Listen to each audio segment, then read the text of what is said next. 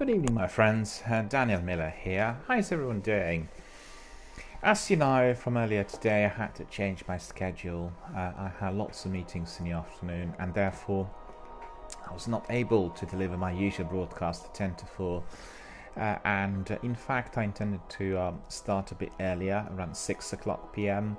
But unfortunately, the meetings were extended, and therefore I couldn't come on air.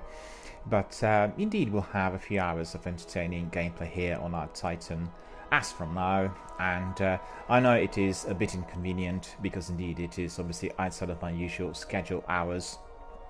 But as you know, during the week I usually have 2 up to 3 streams in the evening that are dedicated to PlayStation Now Presents. And indeed, at the moment I am presenting Metal Gear Solid 5, The Phantom Pain, which is a truly wonderful stealth game. Anyone who hasn't played Metal Gear Solid 5, I invite you to some of my streams, and indeed highly recommend it to you. And obviously, as I'm presenting the services as offered by PlayStation Now, what better way to get to know about the service and its 700 games on offer, which are instantly streamable, but by watching my broadcast of this Hideo Kojima's absolute all-time masterpiece and classic. The game is wonderful, and you can play it from every angle imaginable. Initially as a single player, they can bring in some other crew members who are automated. Later you can do the multiplayer as well. So obviously very advanced. For me, Metal Gear Solid 5 is the best out of 5. I love it, and in fact today I've seen they are selling the Ultimate Edition for the next 2 weeks also on PlayStation Store. For me, $4.99 or $5.99 is a really very cheap, offered on a very low price, and it's the best possible time to acquire the game. So I think, although I have it on my PlayStation Now subscription, I think I will purchase it separately in order to have all the additional content, which is not accessible instantly on the PS Now services. As you know, some of the games are not available in their complete full Game of the Year edition format. But you know, nevertheless, what better way to get to know a game but to just jump in and try it. Presently, I'm also playing a wonderful RPG game called what was it called? Two Worlds 2. And I had a look at it recently. As you know, I was doing some research on all the games currently available. The idea was to be presenting quite a few of them one by one, but unfortunately I do not have many enough hours in a day to be able to do that every day. And I just feel if you are doing several games and you're dedicating maybe 90 minutes or 120 minutes per game, that's just simply not sufficient. You're jumping from one to another, therefore you are not really focusing on the gameplay and the enjoyment of it all. In addition, it is perhaps a bit inadequate, purely and unfair towards a particular game that you're trying to present. So there has to be some degree of continuity where you can see a section of the game played for a little while, and therefore it is a bit of a slow horse, I'm afraid. I have a list of about 250 games that I want to present to you, and if you guys have any suggestions on what I can do about my format, whether this could be done better, then please raise your hands, give us a shout, send a message or a tweet, and we'll obviously discuss it out here live on air. Because originally I thought I would abbreviate my Destiny streams to 4 hours and I would add 2 hours at the end, but it didn't seem to be right because 6 hours are always very packed with community activity. It would mean that I'm simply preventing people from coming in and, you know, discussing various issues here live on air. And the vast majority of the followers and community members are indeed Destiny veterans and fans, so therefore this would be just doing injustice completely to my community and also to the game itself. And you know, I can't run the streams which are 12-14 hours long a day, although I did have a short period where I was in fact doing 2 streams, one in the morning between 6 to 11, and I found that to be a bit too tiring for me. And particularly if we were, let's say, focusing on a particular game that had to be both played and researched. It's different if you're doing a game that you already tried before But to be frank with you, we can do that just with a very, with a selection of a few, because basically what we have is this massive multiplayer open world games such as Destiny, Elder Scrolls, and Fallout and others, and therefore we want to be learning how to play these games. We want to be mastering those. We want to be also making sure that our community members are learning from our gameplay and community interactions. And what better way to do that but actually through this forum here on Twitch. We're doing it live. Indeed, at the beginning it may feel a bit strange because obviously I, as the broadcaster, I'm also learning to play the game. But as you know, here we have many community members, and it is very easy to learn fast.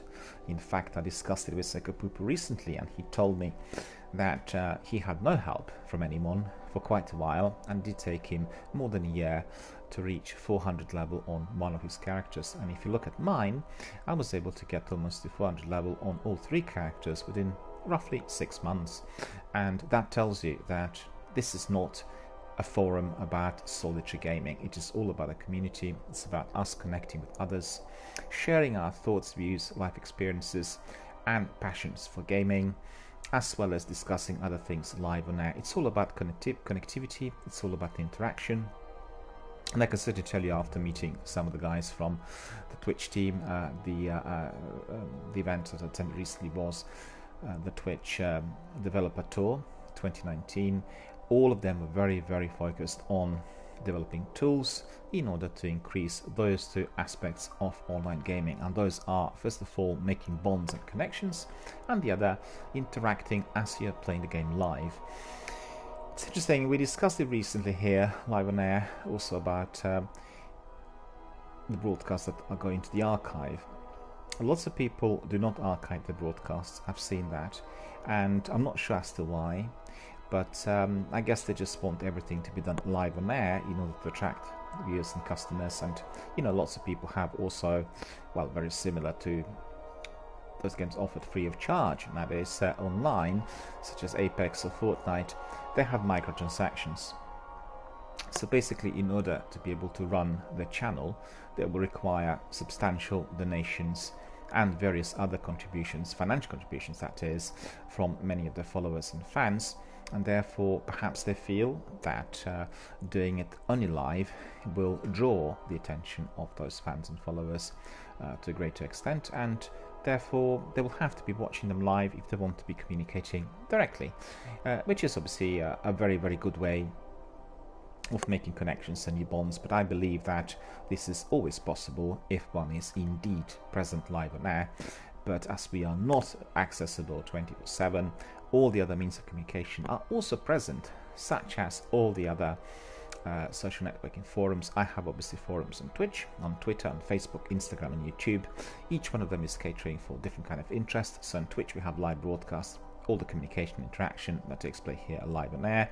On Twitter we have lots of communication with our other affiliates, most notably other online entrepreneurs, people who are broadcasters on Twitch, some of our community members as well. And then we focus on the industry news, so anything that's happening out there in the video gaming industry we have on Twitter, and I repost lots of different news coming from various sources, as well as providing some of my own gameplay, comments and views, screenshots, short video clips and anything else which is obviously based on our community here.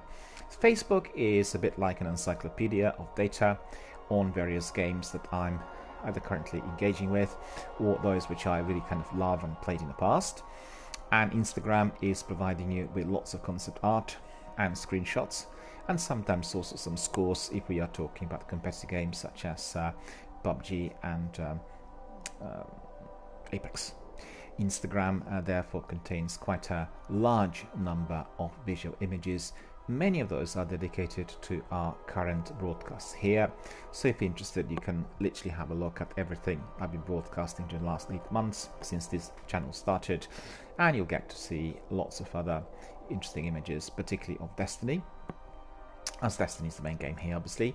And we have concept art which sort of stretches back to the early days before the game was released and the times when they were still working on the characters. So you can really compare the way the characters are in the game, the characters you know, the characters you actually play every day, with those that were initially conceived before the game even was, well, when the game was at its very, very initial stages. We have also concept art from Metal Gear Solid 5, Apex Legends, The Last of Us, Primal, Grim Fandango, loads of other ones as well, so it's definitely worth a look. Usually when I post images we get a lot of interactivity, but on Instagram I do not post images every day like some people. They come out in kind of dispatches, and every week I post maybe 20 on a particular day, and all of those are related to our current activity.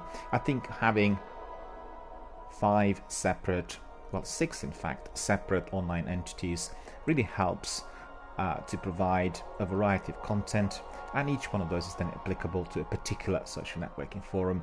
As you know, I also started recently my blog, and the blog has been very well received, I have to say. The articles there dedicated to Destiny, one of them is called Destiny Bungie Masterpiece, and actually it is your guide to Destiny for everyone and anyone who is interested in the game. I've created it in order to provide an overview of everything that we find here in our Destiny universe. So it is designed for newbies and rookies, as well as for mid-range players, as well as for the veterans and people who were there with Destiny from its beta days. So very, very useful. You know, for the veterans it is going to be obviously a refresher. For those who are brand new, it is going to be a guide on the different ways to which they can pursue the game, how they can, you know, do together with others or by themselves. And there are lots of facts and figures in there, inclusive of trivia, inclusive of all characters, and each character will have a link which is attached to Destiny Wikipedia as well, so you can easily access all the other information. If you're interested in the story, you'll find the story list missions as well listed in a chronological order. Similar to lots of contemporary games, the storytelling here, the narrative, is not linear, and generally I'm always in two minds about that. You know, I absolutely adore good stories. I love good stories. I love good narrative in feature films, in animated films. I like a good narrative in a documentary, but most importantly, I thought about it yesterday, in fact, the RPGs that we get today in the format of a video game are very similar to those tales and ballads and stories that we would get from very well-known writers in the past. Very few people write such stories nowadays, and because they can be easily visualized, we can simply dive in and experience the story in its audiovisual format. We can become active participants. So I thought about this yesterday. I've not done any Elder Scrolls style RPGs for a little while now, and ever since I started some other FPS and you know, multiplayer games that currently are obviously very, very popular. They really are what you could say the mainstream trend amongst the gamers.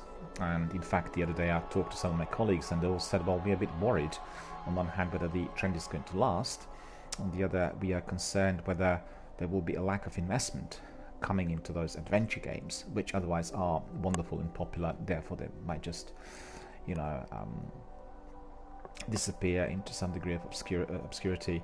And I'm personally quite hopeful. I think the forums like PS Now and Game Pass services, as well as, for instance, PlayStation Store and Steam and Epic Store, all of them are providing us with lots of special deals and offers from time to time. And if we are somewhat regular viewers of those offers, we can find many of those adventure games offered on very low prices, therefore easily accessible to us, obviously, to purchase, and therefore support those developers as well. And it's quite hard to decide on what to play nowadays, you know. Obviously we can all resort to our beloved blockbusters, AAA blockbusters that is, and you all know about Anthem and Dragon Age and Mass Effect and Red Dead Redemption and The Division, and you know, all these big games, Destiny included. But when you look at the list in there, I mean, I explored the PlayStation Now list, which has about 700 games altogether, and I've selected even 250 that appear to be of great interest to me, and all of them were basically of interest, you know, for those games to be streamed here on my channel. And certainly about extra 300 would be definitely worth a look. and they have lots of games that are very popular in Japan. Incidentally, they are running currently a special section on PlayStation Store saying popular in Japan. So if you're wondering what types of games are created for the Asian markets and what appears to be indeed very hot in Japan, then have a look at that list. And there are lots of fighting games. Many of those will be also containing some RPG elements. RPG games such as Final Fantasy and affiliated are extremely popular in Japan. So you have loads of games that are very similar in content, and then you have also some other very interesting adventure games that will contain maybe a bit of fighting, quite a few puzzles, and some of those that resemble, well, I'd say perhaps somewhat older PC games that we used to play a little while back. But the adventure and the fighting component are very important in there. Lots of samurai games as well, which obviously are very interesting to explore. And as you know, there is a major samurai game out there at the moment, definitely worth revisiting as well. And there are lots of games on offer, so what better way to experience them but by just subscribing to PS Now services, or indeed to Game Pass on Microsoft, as you can just access all of those. And also I really want to draw your attention to all these stores, online stores, that are providing you with lengthy catalogs. They select always the very best AAA blockbusters, and they always come up at the top, but do look towards the bottom of the list, do explore all the listings in there, and do try sometimes some of the games that are not well known, because they will be equally good, they will be very encouraging, they will have a degree of excitement, and they will draw your attention. The game I'm playing at the moment, Two Towers 2, originally was released obviously as the original. The one I'm doing at the moment is a sequel. The first one is not available on PS Now services. Obviously would have tried it first if that was a possibility, but the games were created as not an offshoot. They were very influenced by Oblivion, and when you enter, you have the same sort of aura of Elder Scrolls worlds, but they are also different. The graphics are significantly different. The characters are very interactive. In fact, they talk to you quite a lot. You can ask them many questions. There are lots of cutscenes, and the world is full of various characters that are quite different to what you would experience in Oblivion or Skyrim, therefore making this game very enjoyable. In fact, it is Polish produced, and I cannot stop thinking that, considering the other major RPG produced by CD Red Studios, notably the Witcher trilogy, we are really experiencing an emergence of a new market coming from Poland, where on one hand we have wonderful game developers who are also very interactive with their communities, but on the other hand we have a very large community of people who are in love with RPG. So there'll be no shortage of interest for RPG and adventure games. Maybe the difference will be in the format and the way they are going to be presented, but I'm always out there in order to support some of those less well-known titles. So if you have a chance, have a look at the list, both popular in Japan, which is obviously the list of various items on sale, and have a look on the list as accessible through PlayStation Now subscription services, in order to familiarize yourself with some of the blockbusters, some of the less well-known titles, loads of adventure games as well. In fact, two other games that I'm dying to play are Sherlock Holmes games, and they're wonderful. There is one Agatha Christie adventure game, ABC to Murders is called, absolutely wonderful, and loads of other ones. The list is just almost infinite. I just wonder, when on earth am I going to have enough time to go through all of them? But on the other hand, when you have access, and when you can be also downloading some of the games and playing them off your PC and laptop and wherever you are, I think the cross-platform is definitely the next step, and we'll very shortly have that possibility with every single game. And there is obviously there are many infinite possibilities for myself when it comes to gameplay. I've been a bit reluctant to be doing some of the solitary gaming in view of my channel and how busy it's been during the last 8 months, but I can't be streaming the games that are not downloadable through PS Now, and that's a serious downer for me, because I would definitely stream all of those as well. So I have to work out maybe a strategy. I have to talk to a few people about the best possible setup through which I can do this, maybe something through my PC, and with a different layout. And I really need to look into this because I'm just worried that the internet connection that is still not fiber optic in my local area, it may be causing some problems with the actual broadcast, i.e. buffering, slow speeds or picture interference. And I need to investigate that in depth, and certainly want to make sure that you are all fully informed. As you know, I believe that online gaming as it stands today is all about a community. I don't actually even want to play games by myself in isolation. It's just not fun anymore. And being able to talk to various community members and then do the games together with them, as well as perhaps do some games which are not really in a multiplayer format, but then get people cheering, coming in with bets, asking about the story, predicting the outcome, is always most encouraging. So absolutely wonderful experience, and I'll try to obviously expand on that as I go along. Right, coming back to my schedule. Today I started my schedule in the evening. The reason for that was a change which has been somewhat unpredictable. Some meetings in the afternoon, and they regrettably were brought forward. It meant they started very early in the afternoon rather than in the early evening. So I had a short broadcast today for about an hour and a half, where I was simply going through the motion of my sword quest. And therefore I promised everyone that I will come back in the evening in order to fill in on the gap. And indeed, there we are tonight. We'll have a few hours of gameplay on our Titan as usual. I do have the third exotic sword quest. I started it yesterday, and I'm very happy that indeed the third exotic sword is going to be my armory. And I would advise everyone to have a look at the Sleep Stir article on Gaming Dialogue blog, which is my blog, an extension of this channel basically in the blogosphere, because the next 3 articles to come are going to be dedicated to those exotic swords. It's very important for every Destiny gamer to learn and to find out about the steps through which they will get their favorite top-notch weapons in this game, because once you have those weapons, the actual gameplay is altered completely. You can just walk through certain sections, and indeed you can feel a lot more powerful to help other gamers who are perhaps not as well equipped, and indeed people who require some advice and help. I had lots of help from my community veterans in here, and I'm very grateful. I'm astonished that many people wake up at 5 or 6 in the morning in order to join the channel, in order to talk to other community members, in order to provide some comments, and people do that before going to work, and I really truly appreciate it. You are definitely my most dedicated community members, and I'm thinking of the different ways to which I can reward you, in addition to the actual quality content and what we do together. So you have to bear with me, but there will be some rewards. In fact, at the European headquarters of Twitch, we talked about all these ins and outs of rewards and what can be offered and provided. So, we are all working 24/7 on these.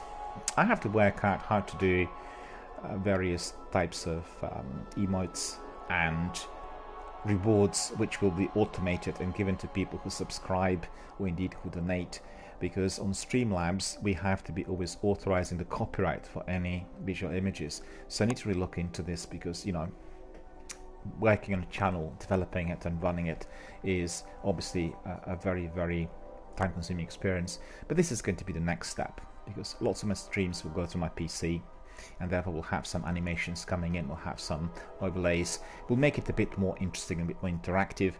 Lots of people who are watching my stream are indeed very focused on gameplay and our community interactivity here, but I've seen and I've heard and I've been urged to be integrating some of the other tools in order to make all we do here even more interactive, and I'm seriously looking into this as well.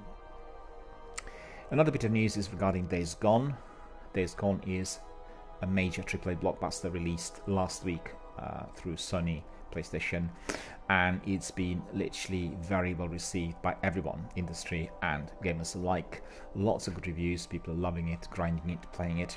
Another massive big open world multiplayer game, and with lots of different activities and many different options to which you can do the game. I think, as people very unhappy with Fallout 76, certainly within the first 2 weeks of its release. Days Gone has been just perfectly what you would call a plain sailing. People are loving all the fights. Again, it's a kind of a post-apocalyptic world, and you have lots of different enemies emerging.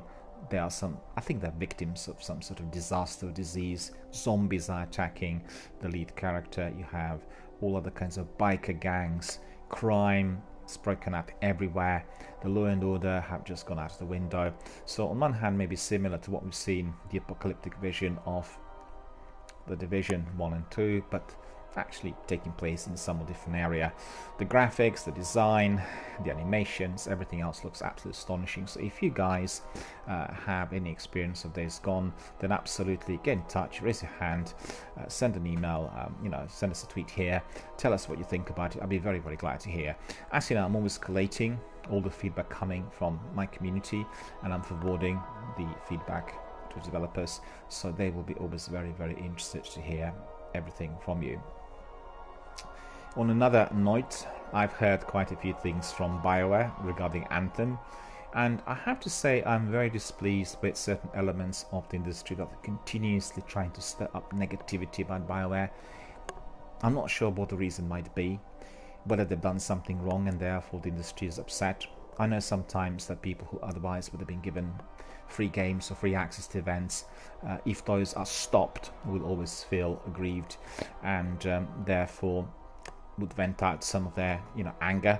But what I've seen during the last couple of months has been a bit over the top, and there's been some dirt obviously dished out regarding the way things kind of work at BioWare as far as the developers and staff are concerned.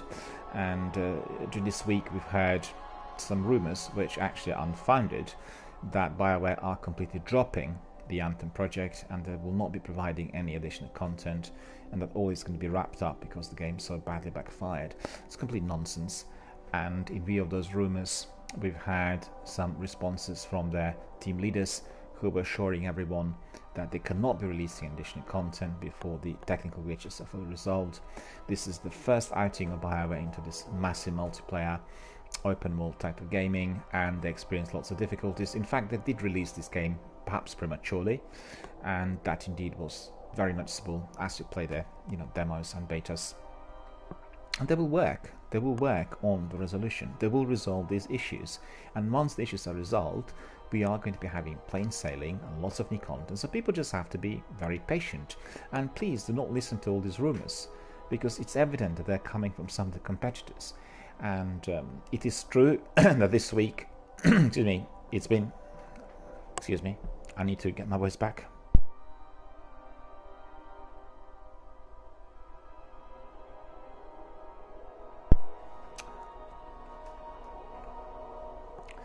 This week we've heard that some of the team leaders will be also working on their next Dragon Age project. That doesn't necessarily mean that those people are pulled from Anthem and that Anthem is going to be simply sent to oblivion. It's just complete nonsense. We are going to be seeing further development, and indeed I'm very much looking forward to all the new content that is to come in, all the resolutions and all the works which indeed have been already previously advertised. It is almost nonsensical to expect that you would be throwing in a lot of extra content that is going to be even more taxing on the game engine and the server, therefore causing many more problems. They will want to resolve the issues first, and then they will obviously provide us with the DLC and everything else. Sniper King is here. Hello Sniper King, how are you doing? Good to see you, sir. And Sniper King says, hello Miller, how are you doing today? I'm doing wonderfully well, but I'm a bit tired. I had a different schedule than usual, and I had lots of meetings in the afternoon which kind of brought forward, so I couldn't really deliver my usual broadcast in the morning, 10 to 4. I had a brief session just to tell my community members that indeed I'm being basically called out, and therefore I'm running this broadcast in the evening, which feels a bit strange and unusual compared to what I've been doing in recent months. But, very good indeed. A bit tired. Looking forward to some of the gameplay here on my Titan. To put in a picture, I've gone for my third exotic sword, and that's going to be the Boltcaster. and I've started with the grind on the Boltcaster yesterday. I already acquired my Dark Drinker and Raise Lighter, and they've been very, very useful. I've been using them all the time with certain enemies, and obviously trying to really test the best way of handling those weapons in addition to the usual. So that's all been very good. We had lots of cooperative gameplay, quite a few people were coming in, and indeed I had several days here this week which were very, very busy with our community. In fact, there was one day I could certainly say was the least busy ever since it started, and I think it might have been to do with some technical problem on Twitch. Generally, our sessions are quite busy during the day, but on that day, I think this was on Tuesday, we had one person saying hello, and then that was it for the whole day of 6 hours, and that was very, very unusual. As you know, if there are any technical problems on Twitch or on those servers, then indeed we are feeling a lot of pain, because we are completely and utterly dependent on those. There's nothing we can do in order to alleviate, and sometimes indeed we have this problem here whilst doing the Crucible. And I've had a couple of Crucible matches this week which were very, very glitched and marred with lots of problems. I personally think it is somewhat unfair if the players with very, very fast internet speeds are being brought into the same arena with those who are not in possession of them, and you know what happens then.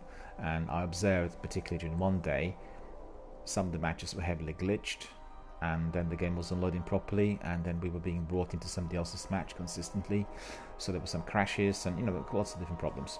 So what can I say?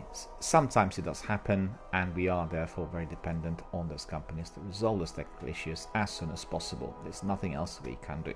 Right, so these were the news, and now we are going to be proceeding to our Titan. And Sniper King says, I'm doing good, just at work, bored and waiting to be sent home. I'm very tired as well, so I know how you feel. Yeah.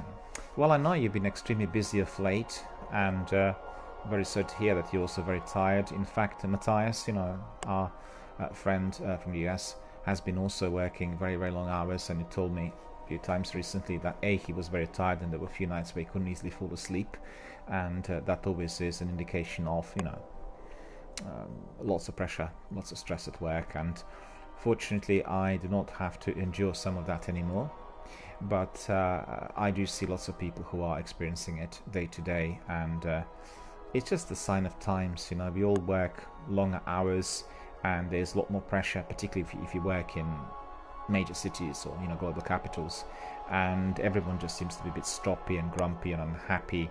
Everyone has to travel to work and go through very, very wide distance, so every day doesn't seem to be long enough, and all of that is very much part and parcel of our everyday kind of life and work. And I think the future of our work is going to be through various enterprises based at home, and as technology develops, we'll have many more people working from home and actually working for certain companies. The system will have to change, and we will have to be a bit more flexible in terms of what employment we wish to pursue, but certainly I can't really even find a way to describe the benefits of being able to work from one place, and you live and work at the same place. You're spared all the hassle and all the trouble of commuting and traveling. And Sniper King says, I've been working since 4:00 a.m. Well, that is very early. That is very early. I had also sometimes 4 a.m. early starts a few years back while still in the city, and it didn't really make me feel very happy. And the reason for that is I'm not really an early morning person. It's different if you're in the military and if your adrenaline levels are very high and your body really accepts the pressure, and you operate under in a different kind of environment and under a different kind of duress. But for anything in a civic environment, when you are doing your kind of day-to-day work, you need to get up at 3:30 to get somewhere by 5 is very difficult. And I much prefer starting a lot later and then working a lot later. So for me, ideally 10 to 10 would be the best. You start at 10, if need be you end at 10, so 12 hours of work, and good enough, but definitely not too early, and you're not finishing too late. You can travel back home. In fact, when I did travel, my travel was very easy because from the city I had a direct train connection to my place of residence, which is not really suburban. It's sort of halfway between the central areas and the suburbs, and at the time, and that would take me maybe no longer than 25-30 minutes if properly timed, the direct train connection. So I didn't really have much of a difficulty with the actual commuting process, and also I didn't commute at the time when everyone was traveling, and also going back at a time in the evening where everyone goes back home, so I was always doing it outside those hours. But you know, it's all about how you organize it really as well. 4 o'clock a.m. is very early, and I hope you are going to be able to get some rest. Just want to ask you, have you ever played Two Worlds 1 and Two Worlds 2? I've been playing it in the last couple of days on PlayStation Now services, and it is a wonderful, wonderful game. I'm loving it really. Similar to Elder Scrolls, but with a twist. And I was just saying earlier on my broadcast, I think that some of the Polish game developers absolutely excelled during the last decade in producing those wonderful games like Two Worlds and The Witcher. The Witcher is astonishing, and Two Worlds perhaps less well known, but I would say equally good. And really good story, lots of action, lots of different ways to which you can tackle it, and in addition to that you also have many cutscenes and a lot of dialogue, which is always the best for RPG adventure games. X-Type King says, I'm an early person but very stressful on the body, working on semi-truck tires and then doing automotive work and being an overworked manager, but can't complain, got promoted in 3 weeks of doing that.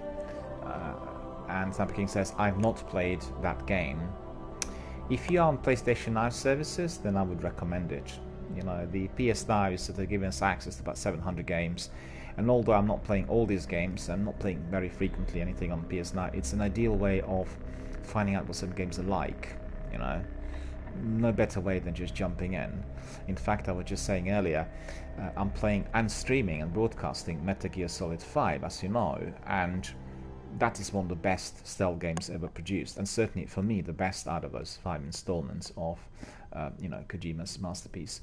But I noticed today, as I was traveling, that on PlayStation Store we can get the same game, Platinum Edition, with different kinds of skins, additional content, multiplayer, everything included. So not just the base game, for I think about £5, and it's like a special offer. So obviously, what better way of finding out what games like, but by jumping, and obviously pursuing that subscription to PS Now, and then trying it, and then purchasing that game. It just seems to be, no-brainer, like really the best possible way. And X-Type King says, I love Phantom Pain, I miss the other games from the series. The Phantom Pain is more advanced, and it is somewhat different compared to other games. In some ways, maybe it is not as difficult. Maybe I have not gone that very far. Maybe there are very difficult bits later on, it's possible. But I do remember doing the first, second, and third, and there were some stealth bits which were really tricky, and also they required, your proper stealth. The only trouble there was that the controls were not as advanced as we are, obviously, today, and that was causing some problem with the gameplay. But the way the game was construed was incredible, and I always loved it from the beginning, together with Splinter Cell. So these were my 2 favorite stealth games. I played them a lot over the years, and I loved Phantom Pain. Also, the opening sequence is probably my favorite opening sequence in any video game of all times. It's just absolutely astonishing. It's extremely lengthy. It's quite curious in terms of how it's construed. You don't know whether this is actually happening, whether he's hallucinating. And then once you get to the end of it all, then you get the tutorial, which is actually an in-game tutorial. You do all these different bits and pieces to learn. So well integrated. I'm just drawn to doing that again and again. And I think it's really, truly wonderful. He's a genius. He's been doing video games, I think, since the age of 12 or 13. And I'm very curious to see how his first fully independent game, Death Stranding, is going to be coming out, and what sort of gameplay we are going to get there. But definitely the game that's heavily influenced by his work, Days Gone, is out and is doing very well. Lots of good reviews everywhere. Industry press was very keen, and the gaming community also warmed up tremendously. So loads of people streaming it and playing it and feeling quite happy. Also, it's kind of glitch free, and that really helps compared to the releases of Anthem and Fallout 76, which really were completely marred by technical problems. And I just talked earlier about Anthem, and it's unfair. I think people are putting far too much pressure on the company.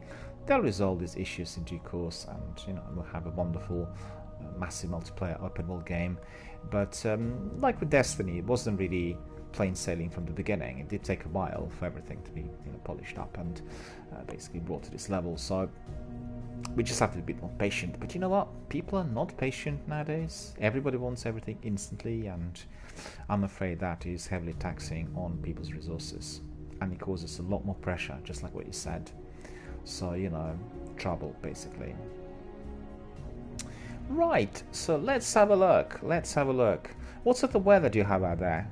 We had really quite a drizzly day today, and from fairly warm, we are again going back to sort of wintry, drizzly, wet, and fairly cold. I think the night temperature is going back to about 5 or 4, maybe even 2. That's disappointing considering that the Easter was almost like summer. Yeah, 25, 26 degrees for about 4 days, and I hope that at least we'll retain something within the late teens, 19, 18 or so. But I got drenched yesterday and today a couple of times. In fact, I went yesterday to see the new magazines, Xbox and PlayStation and PC Gamer and all the other ones, and they're always full of really good content. And fortunately, I can access them through my local library as well. Don't have to buy every one of those, and I can digitally download them. We have like an app for our libraries, and for PlayStation 4 magazine or PlayStation Magazine UK, it's very good because you just download it to your app and you can read it, put it on a large screen. It looks even better than on paper, and then have lots of links. We can watch all the videos and clips, and absolutely terrific. And I do that every single month. And I'm actually considering whether to do a separate broadcast that is going to be dedicated to the gaming press, and lots of good ideas. It's just that I don't have enough time, don't have enough hours to be fitting everything in. And I think lots of people like gameplay and community discussions, and I have to find a way through which I could be broadcasting the gaming news, the industry news, and all the other topics through an appropriate channel. Because if you don't go through an appropriate channel, then the interest is not as great, or it feels a bit like it's miscued. You're doing it on the Destiny channel where people come in to watch Destiny gameplay, and that's not fair on the community either. So I think some of those I may be doing through my PC. I'll have to see. I'm trying to attract some support from Sony, and therefore my channel is both linked and pegged to all the Sony services, as well as the tech and equipment and everything I use. And I want to be able to present to them that actually this is the body of work and this is how their services are presented. So that's the idea behind just doing it on PS4 compared to Xbox and PC, which is what I do otherwise. And so far so good. I can't complain. Just kind of look forward to that PlayStation 5 console, and we've heard that it is going to be having also a physical drive. The machine is going to be, they said, backwards compatible for PS4 games, but that's not good enough. We want backward compatibility for all PS games, in the same way as Xbox already created their backward compatibility, and I think Sony will need to sort it out sooner or later in order to make it a bit more accessible to all the followers, considering that they're nearing 100 million consoles sold of PS4, which is astonishing. No other console had sold in such a large number. 100 million consoles of Sony's had been acquired by many game lovers around the world, so that is truly astonishing figure, and rising, indeed, and rising. I know from our local shops, they all said that the interest for Xbox X was not very great, but everyone wanted your PS4 Slim. So there you go. Right, so let's have a look what we've got here. We need to upgrade. And where are the upgrades? On our mark. So we have auto rifle focus and rocket launcher focus. Rocket launcher focus is very important, and Vanguard champion. It's a very, very good mark, this Spectre's mark. And then we have here also something else, another engram. So we need to go to Master Rahul. And we have second engram, appears to be legendary, so that's very good. And I just need to swap my weapons because I have some more powerful weapons in here. That will indeed bring me to 385, 398.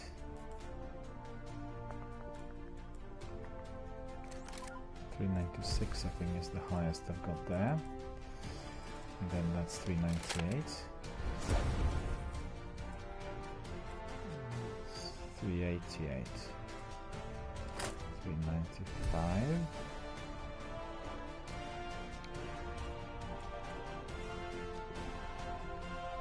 I thought I was 396 though, but I might be. Snapper King says it's pretty good last few days. Been cloudy but sunny and 56 degrees, so starting to get warmer here. It's interesting because our community is truly global. I've spoken to our community members from Australia. They were telling me about the early onset of winter in there, getting very drizzly and cold. We had some people from South Africa telling me about the weather in there. Some from Panama, some from Mexico. Obviously, many community members from the United States. And then we have also friends from Finland, from Norway, from Russia, from Slovenia, from Germany, from Austria, France, Belgium, and literally from all over the world. I did have some people from Far East as well coming in on Apex, but I'm not, I don't really know, hard to tell. But there weren't that many. And a truly and honestly a global community. And when we did those raids a couple of weeks ago, it was a truly global community of raiders. We had people from Australia, from United Kingdom, from the US, and there was someone from, no, that was it. It was Australia, US and UK. So, right, let's have a look at the rest in here. Well, looks like that's the best we've got. We need to go back to the tower, a bit of admin, and then indeed we will carry on with our sword grind, I think. Or maybe we'll do some other things. We'll see. UK Bill is following us on Twitch. Thank you, UK Bill, for following us. Really grateful for that. Thank you. Thank you for supporting our community.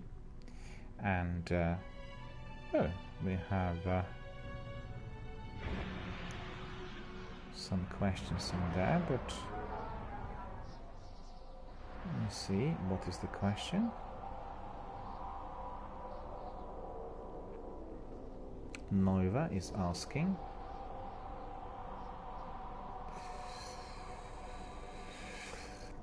which class are you playing as? So what we'll do is we'll just simply tell Nova all three characters.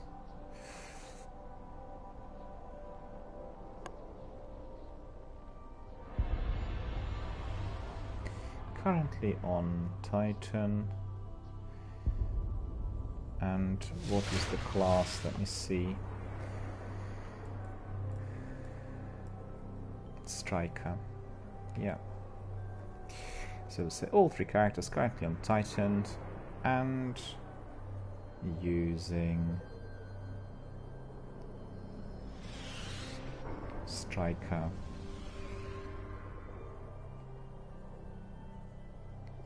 And using, we'll put the Striker subclass, currently on Titan using the Striker subclass in order to get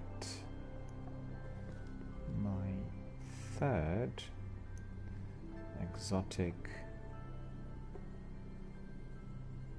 sword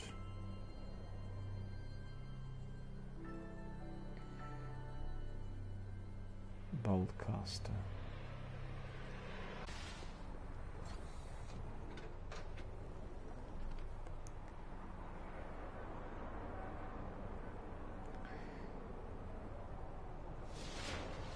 Really great to see that our friends are communicating through all forums. They include Twitter, Facebook, Instagram and YouTube.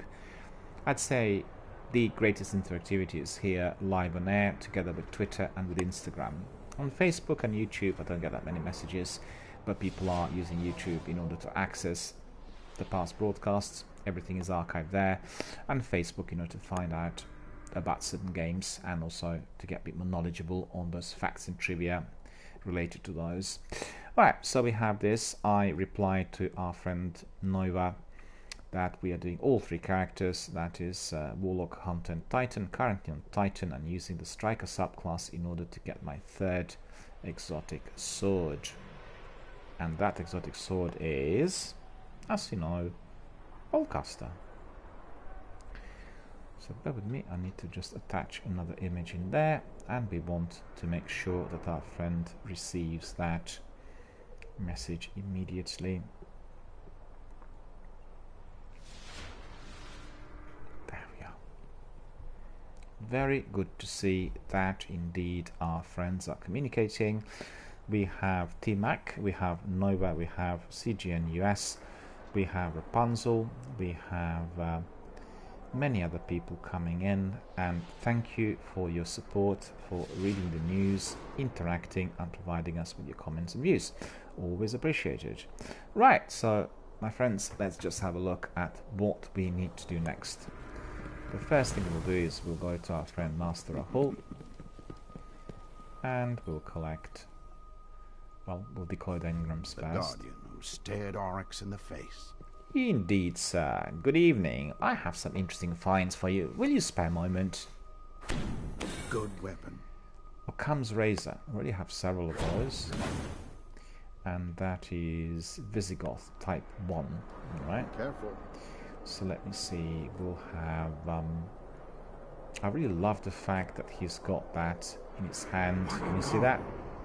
Eaten. It's like his own tablet or iPad, and you stand next to him, you can actually read the information that he has on his tablet. I find that really, really good. That is your proper in-game graphic design work, and people who are doing it require a lot of applause from us all. It looks really so real and so cool. So let's see what we have here on the inventory. We have 390 Occam's Razor. I think this one is Matador. 385. I have several of those already. Okay. So what we'll do is we'll just infuse that one. There's another Occam's Razor 390. So we'll dismantle for infusion. Bring the other one up, and the reason for that is simple. We already have some perks fully enabled there, and we want to put that patience and time into practice. In fact, we might even try this weapon. Okay, and then in here there are these boots. These boots are no use for us.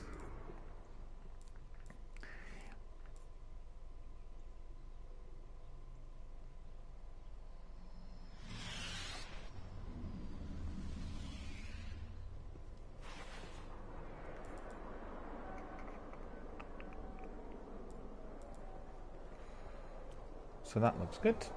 Okay, let's see if anybody else wants to talk to us. I doubt it. Talked to everyone earlier. So we are ready to depart, ready to go back to one of the areas where we are going to be grinding all of those materials and arc-ability kills in order to get our sword. We'll take a look here at the scenery, gather our thoughts, think of the loved ones, all the places we treasure, get ready for the battle, get a bit more self-confidence, a bit more resilience and clarity. There we are, ready for our next battle, and we need to go back to Cosmodrome to carry on with this grind. Maybe we'll do some strikes afterwards as well, we'll see. I want to double check my quests as well. I think I've been allocated some on Tuesday and on Wednesday. So let's see what these are. The one currently pegged in here is a sword reforged, which means arc ability kills and materials gathered. Court of Oryx I need to do as well. Old Hunger. Wounded kill, strike complete. Just a minute. That is the Weapons of Light. Okay. Doing a strike with that. On Venus we have this one as well. Okay, so that's a possibility. We might be able to do some of that. And this corrupted land. Champion of the Light.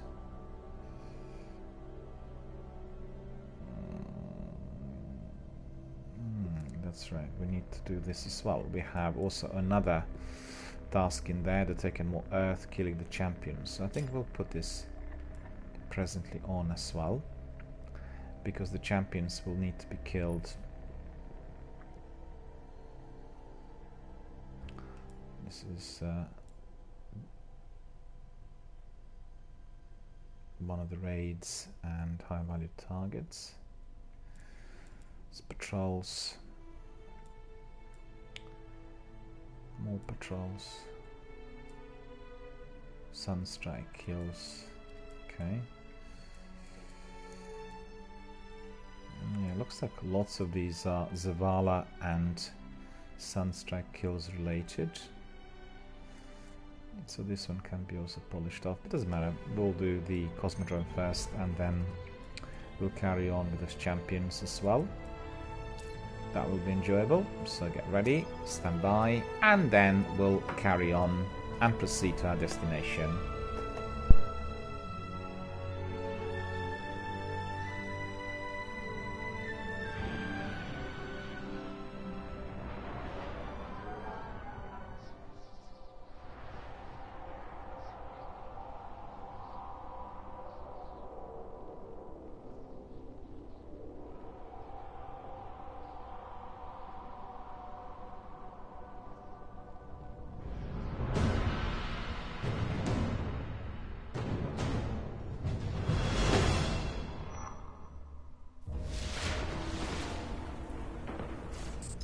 Cosmodrome, a rusting monument to the collapse.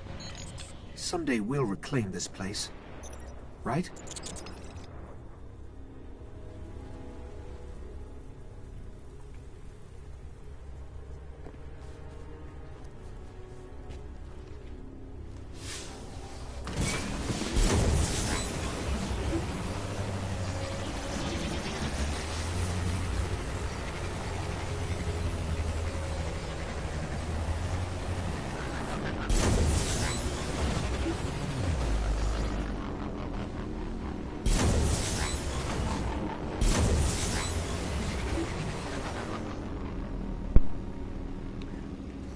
Realized that my mic was muted, and what I was saying is it is so great to see that we can get day and night cycle, we can get seasonal weather change.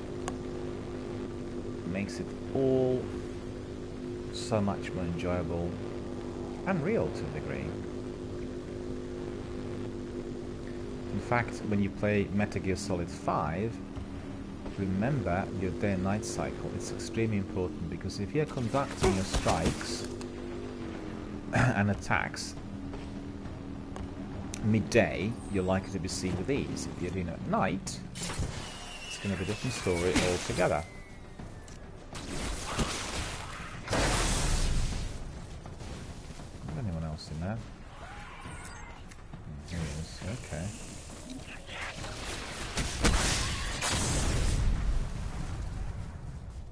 Remember, I'm using my arc abilities in order to get my sword, so I really have to be doing those all the time. And that is quite challenging, and it takes a long while. Best if you go to the area where you have lots of enemies and you keep using those abilities consistently. Right, so let's see.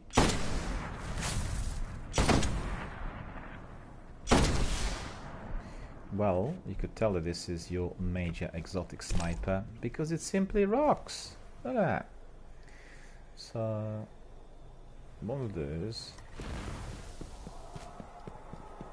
you know what, I just remembered, Ghost Recon Wildlands is available free of charge for 5 days, and I've got to download it tonight. I've got to write it down here in my diary and remember it. Anyone who loves Tom Clancy's games, you know, Splinter Cell, The Division, Ghost Recon is definitely a bread and butter, and you can try it, the whole game, this weekend. It started yesterday night, and I forgot to download it. I said to myself, you've got to download it.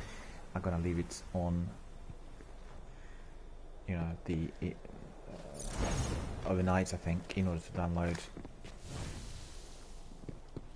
It's a massive big game as well. I never played it. Sniper King, did you play it? What is it like, Ghost Recon? I played the older ones, but not... It's called Wildlands? Wildlands? The recent one? I'm very curious to see what it's like. Because you know what? In the Division 1, I imported all the cosmetics. The outfits I have are of Splinter Cell and Ghost Recon. And of Rainbow Six. So I've been wearing Splinter Cell and Rainbow Six outfits throughout the whole game.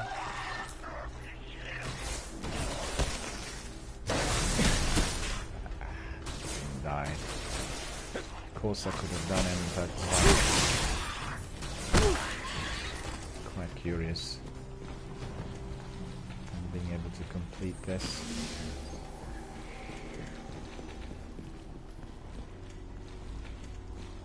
It's funny, you know, when you start out as Warlock, it's a different ballgame. Look at that. Oh, it's a terrific sniper.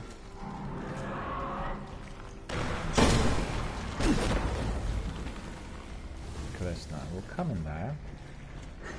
What we'll do is we'll do this.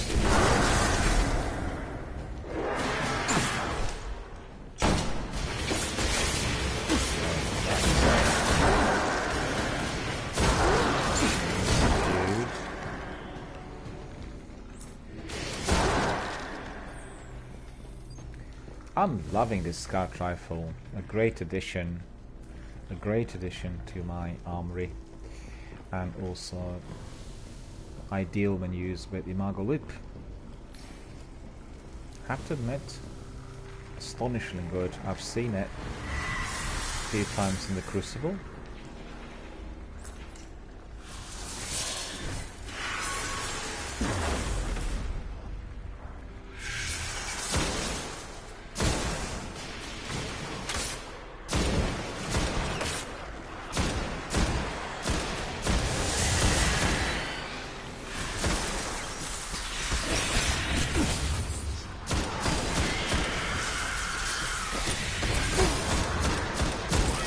The way they use it, because it's a repetition weapon, you need to fire rapidly.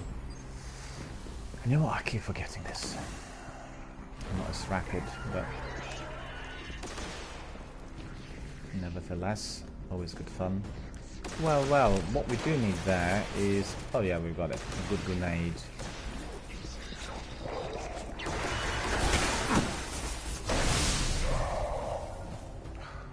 Don't have my sword on. I need my sword. Where is it?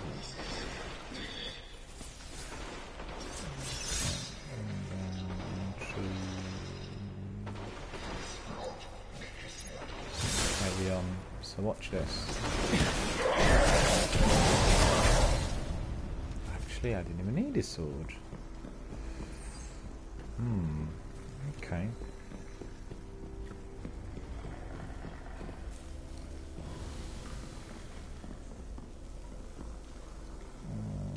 This is my arc sword.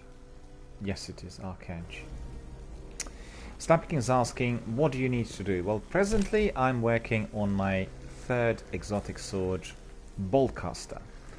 What I need to do is, I need to be getting 10 rare materials and then arc ability kills. So in order to do that, I'm going back to the Cosmodrome, the area where we get lots of enemies fighting a war, respawning all the time. And that is always a good opportunity to get the scores as fast as possible.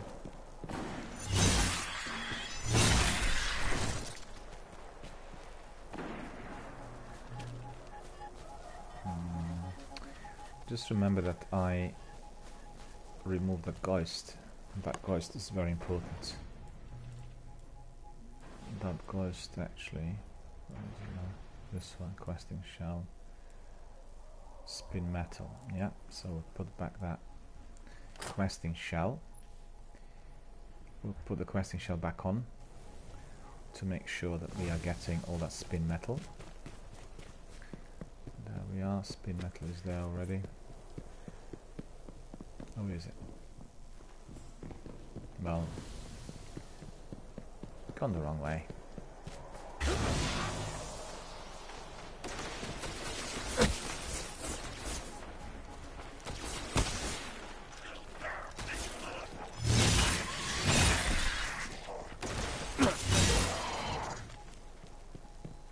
Arcage is not too bad either, so I can't complain.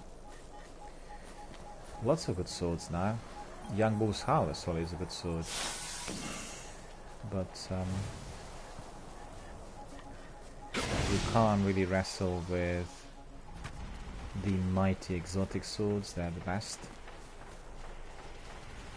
It's quite funny because I've done so much of that long grinding here in Destiny, but I'm reminded after going back to RPGs like 2 Worlds 2 that you're also collecting your solar and arc and all sorts of abilities. It's a kind of thing which is present in other games. I just completely forgot about it. I love good RPGs, you know. RPGs are my favourite. And Snap King says, it was horrible. I did all 3 swords and all 3 characters. But you know what? I'm doing exactly the same.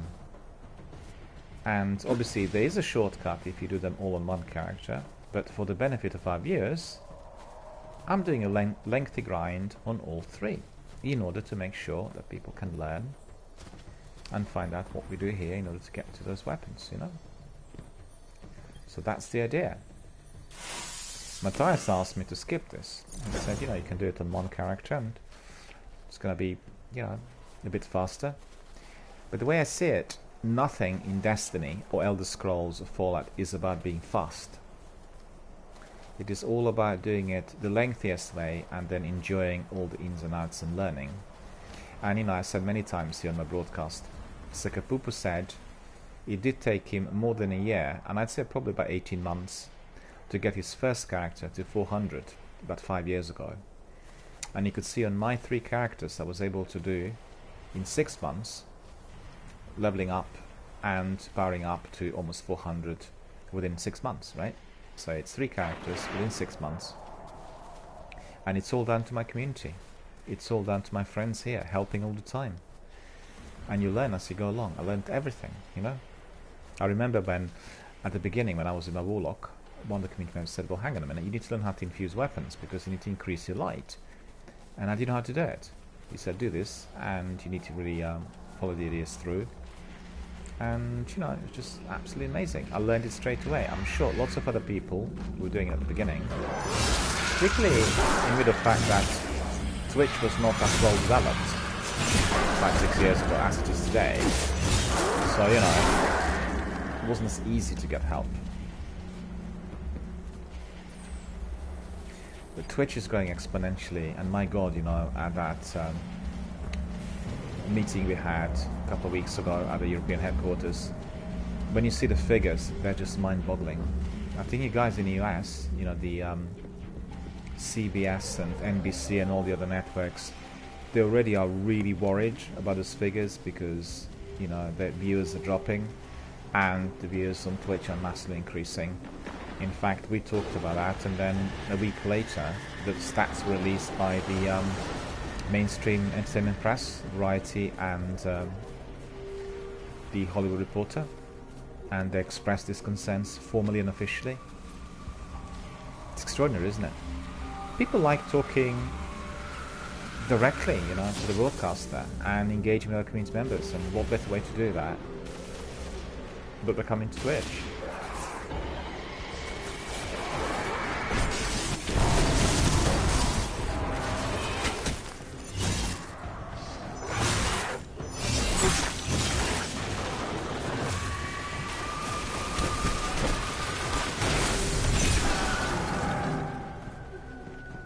I'm doing alright.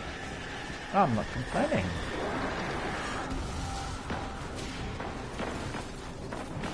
Also, another thing I want to mention, just now occurring, is I went through the PlayStation Store list today, and 527 games are available in there. And when you see the number of titles, it is truly astonishing.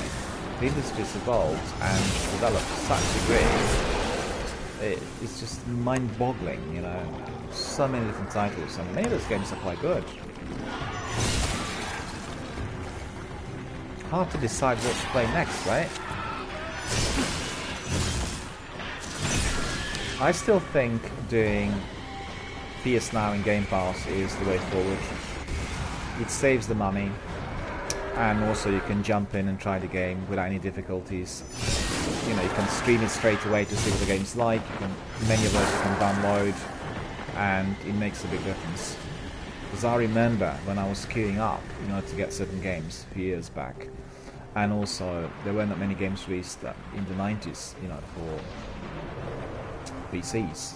You would get several games a year. Well, I'm not exaggerating, but you wouldn't have, you know, dozens coming out every month, and you wouldn't have several blockbusters per month. It was a different era altogether.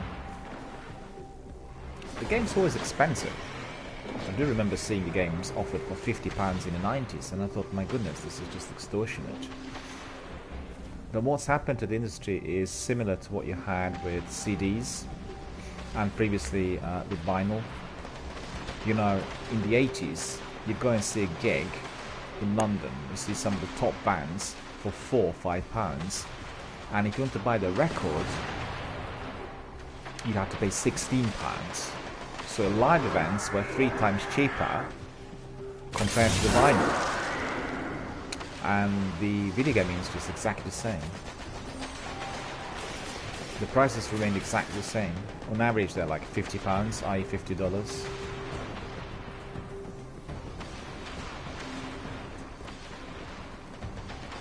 The quality we get today for that amount is obviously a lot higher to what we had, you know, in those days.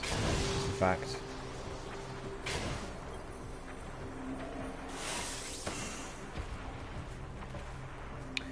Yeah, Snap King says it's crazy. You know, the other thing there is we have proprietary broadcasting of Sony or Ubisoft or IGN or Microsoft, and none of them really integrate the games overall, and that's not ideal, because if you are a serious gamer or, you know, kind of a video gaming enthusiast, what you want to do is, like you would have had previously with the film industry, you buy your Variety, the Hollywood Reporter, your Film Comment, and you get everything in it. It tells you what's out there.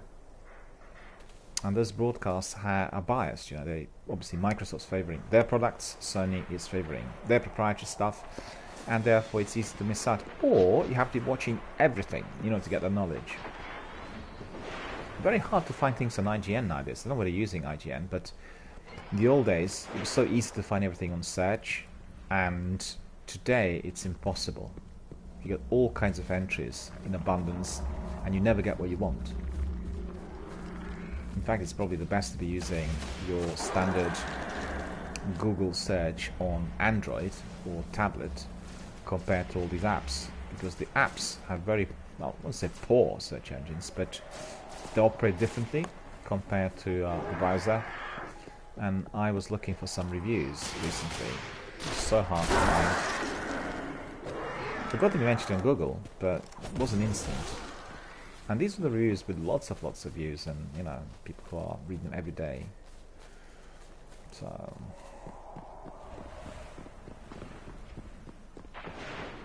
well, it's a bit like going to a supermarket, isn't it?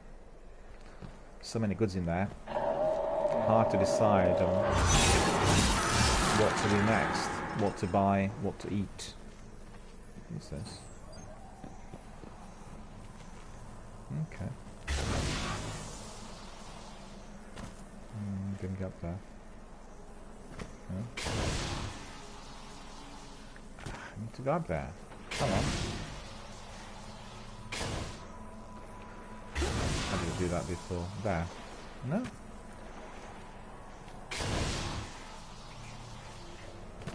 Why am I not going up there?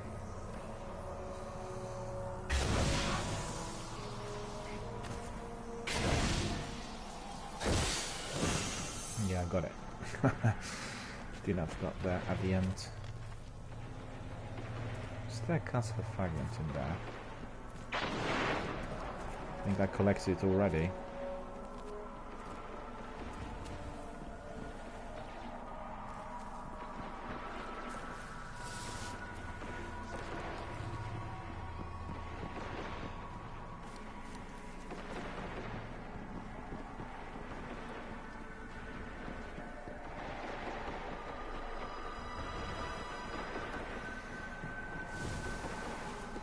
When you play all three characters, it's easy to forget what you've done on what character. Because Casper fragments will be my priority in no time. Together with Dead Ghosts. I want to have all of those in all three characters.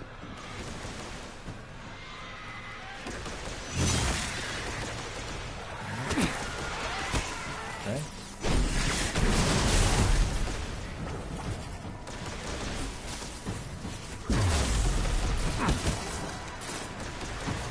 I'm not using my primary as much because I want to be using my article kills. Already gone to 11%, so that's encouraging. I'm doing something right in here.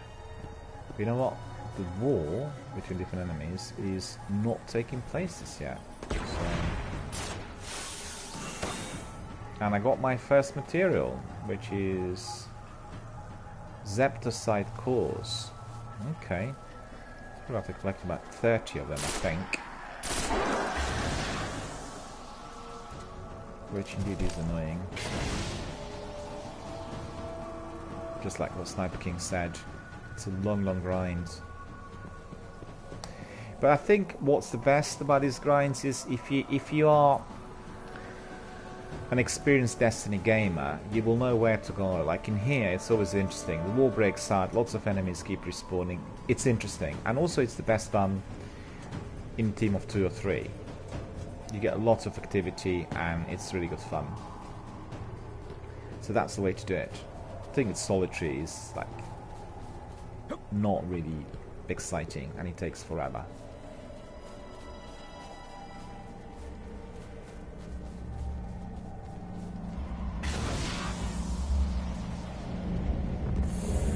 But you know, it was so good to do that RPG yesterday. I loved it. I really did. And I just I've not played any RPGs for a while. I just remind myself all those great times I had with all the other RPG games. And I have to say, on PlayStation Now services, they have Divinity, they have Torrent, you know? And these are fantastic RPG games. Watch out!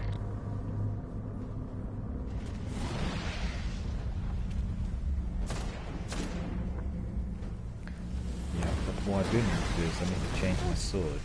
So what I need to do is I need to put this knife on, I need to put my bolt cast on. No, Dark Drinker. Okay.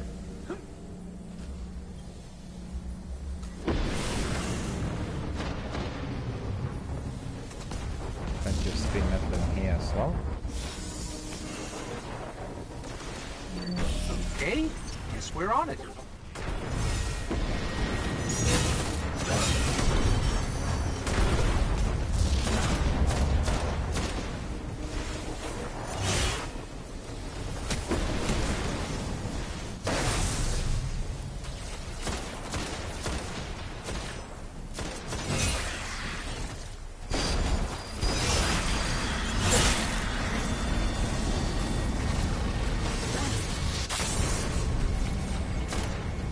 Where are the other ones? Don't take them away from me, I need them for my stores. That was awesome. All done, all done.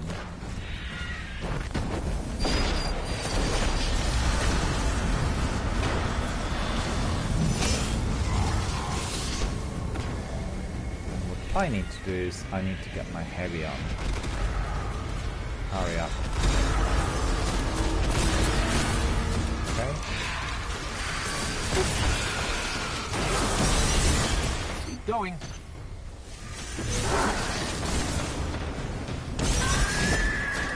That was so good. That wizard caused me a lot of difficulty earlier today.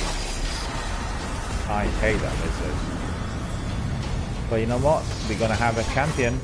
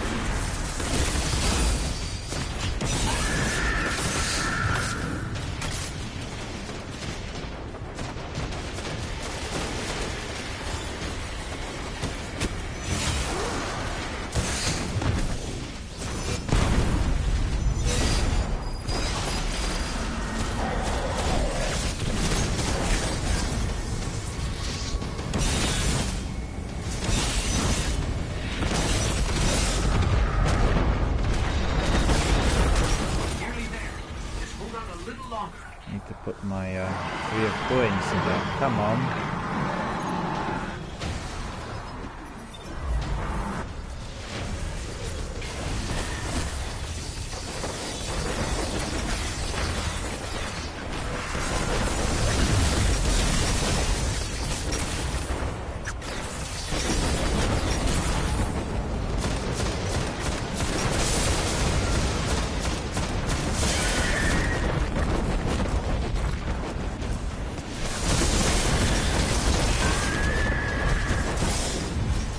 Done.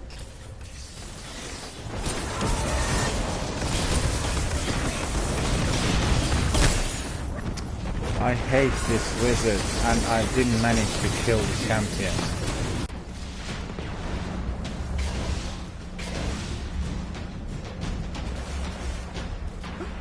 Oh, that's so annoying.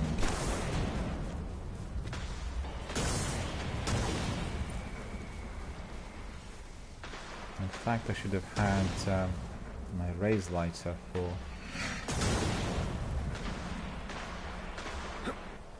for the boss.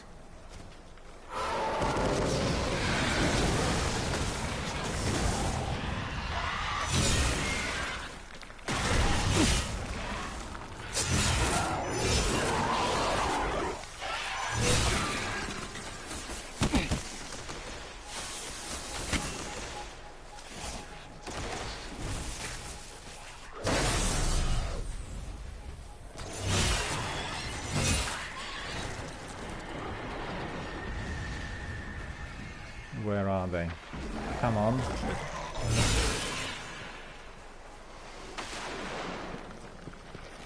What's particularly good is I have loads of spin metal in here.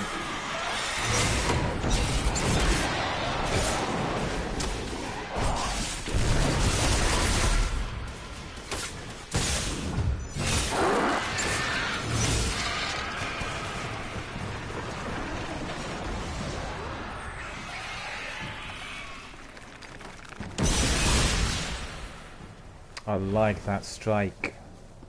Like a rotating strike. So good.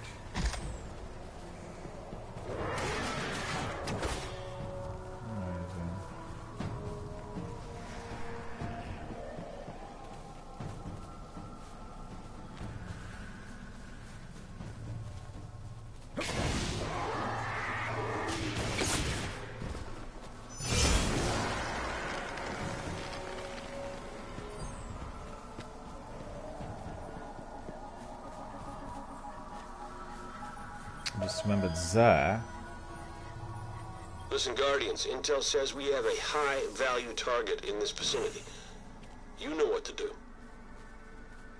High value target. Shank. Alright. Get there.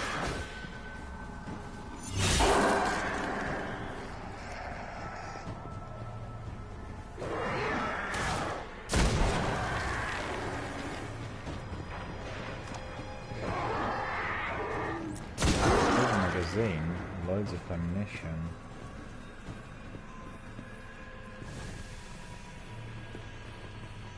Okay. Looks like these ones outside. Okay, we'll collect those as well. Sometimes there's a chest in here as well. It hasn't been popping up of late.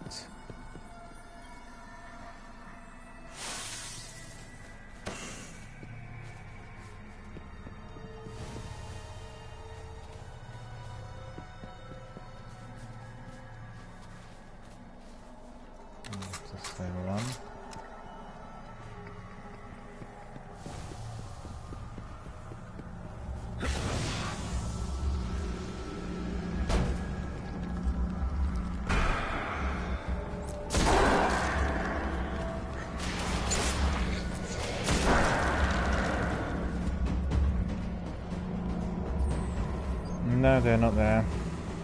Okay.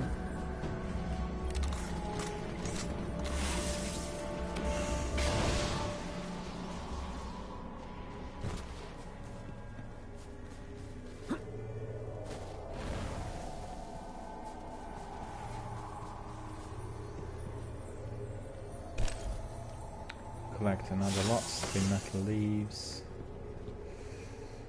Okay.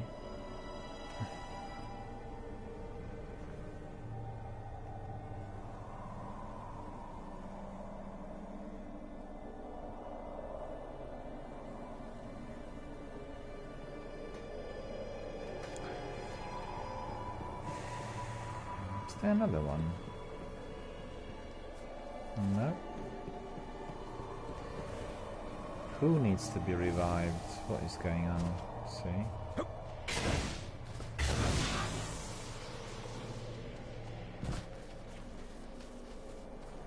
Military water, or is it waiter?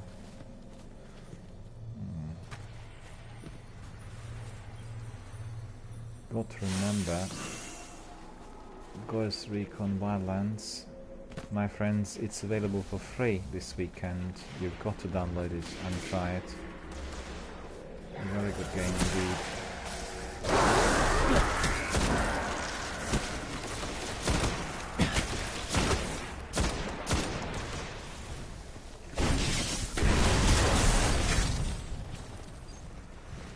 Yeah, I got this good perk, so the radius of this punch is quite good. Destroys everything in the vicinity. Better to what I had before. It's double kill even. Ah, alright.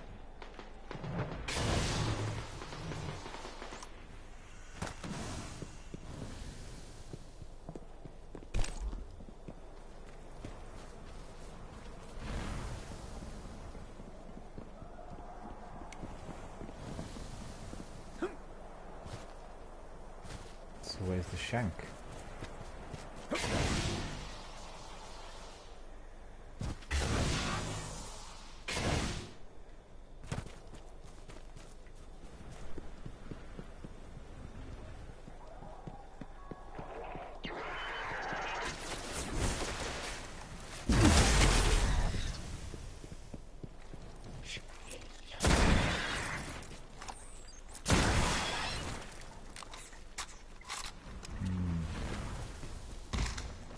heavy ammunition is always appreciated.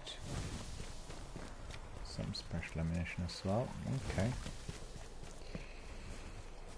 More materials we need.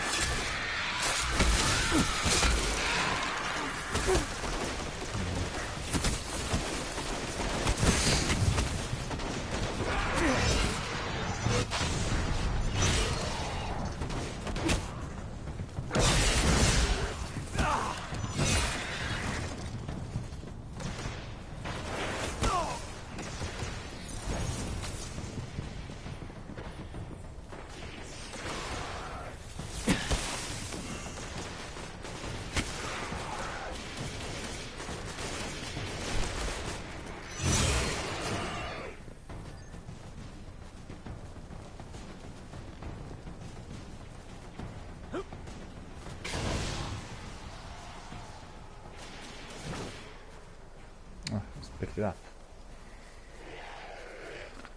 Alright. What are we doing in there? 16. Okay.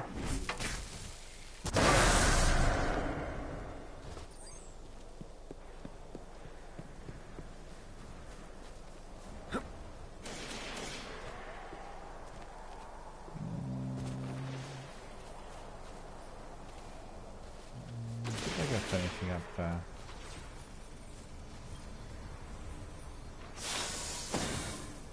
Got another one!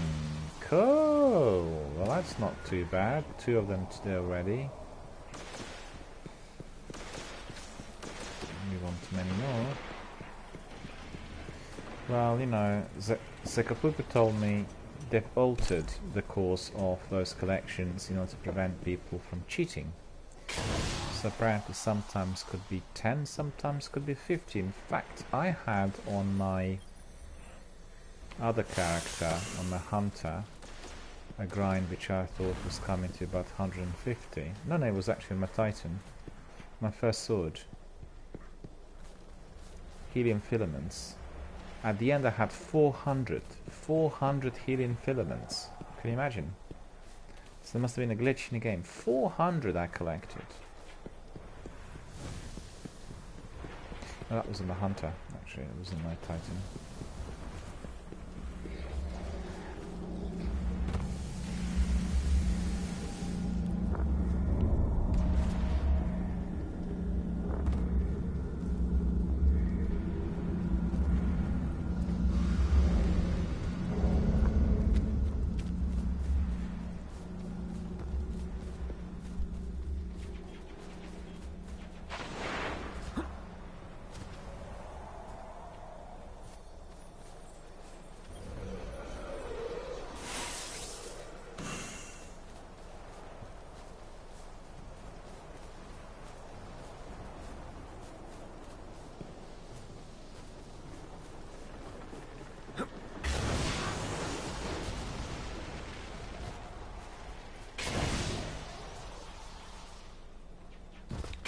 Remembered I should have done this sword on my warlock. Don't matter, we'll do it again.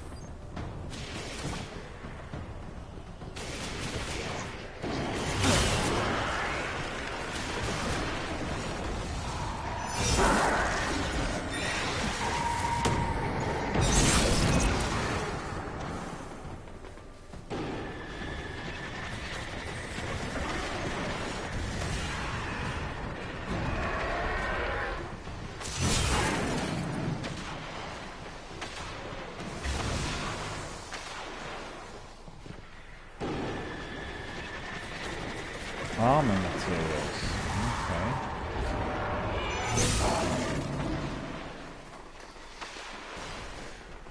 Do my game standing a bit. So I'll get some pains in my hips otherwise.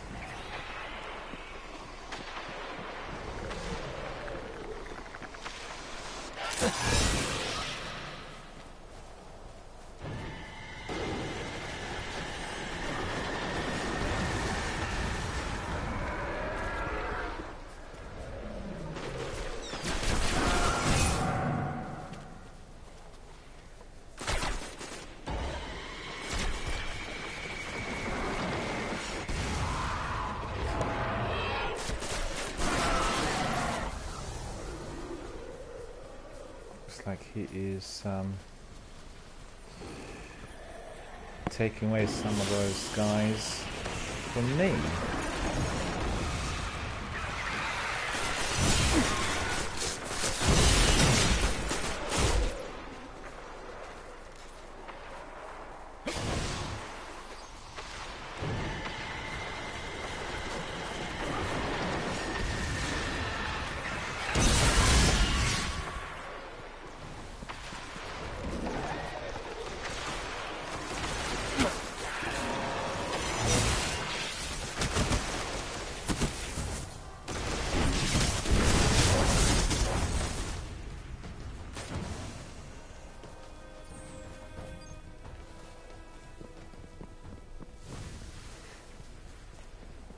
Getting any more?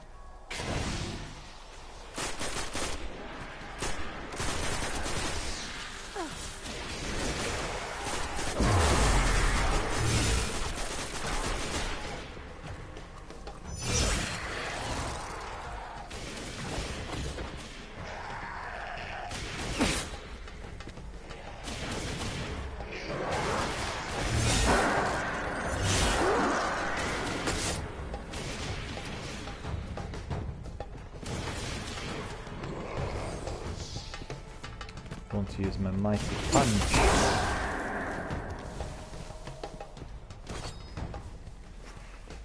Shank.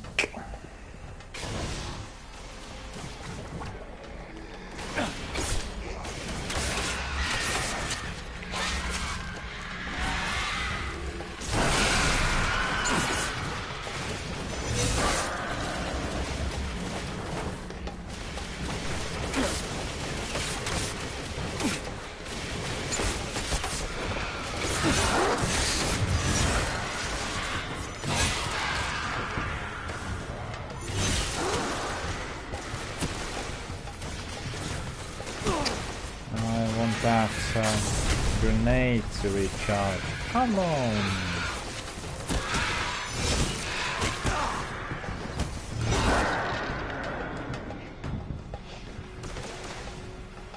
I'll fool these guys in there. There we are. Right.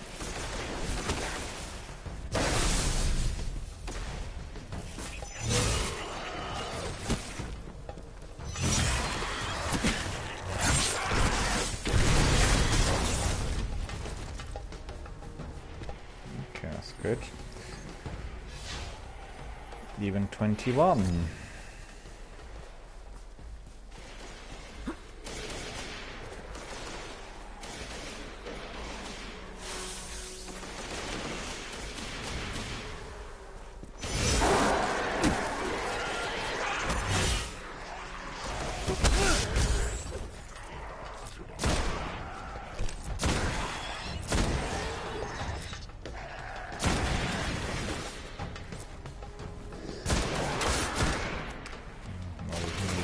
Good, was it?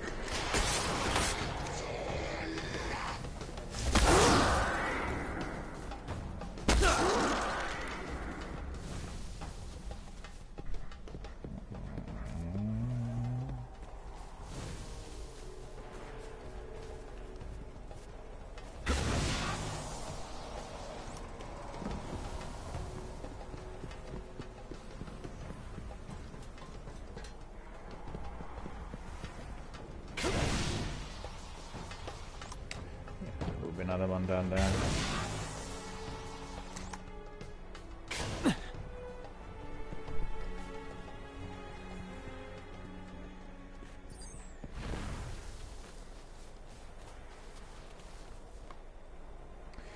And indeed it is. Oh, the other one didn't respawn here. There was one in there early on. But then, you know, you never know where there are going to be remerging. You never know. Look at that.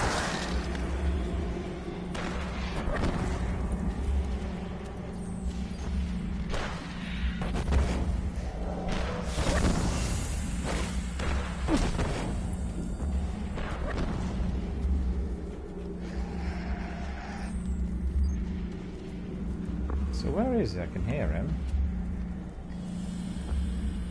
But I don't see him. Where is he? Okay.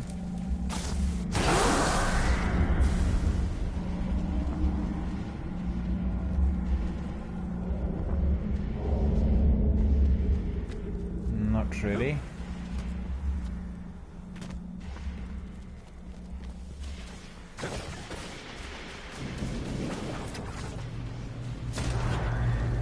Right, so what I'm going to do this time, so I'll be clever. What is that? Change it to my raise lighter. Okay. Because the raise lighter worked better on that boss. This could be good.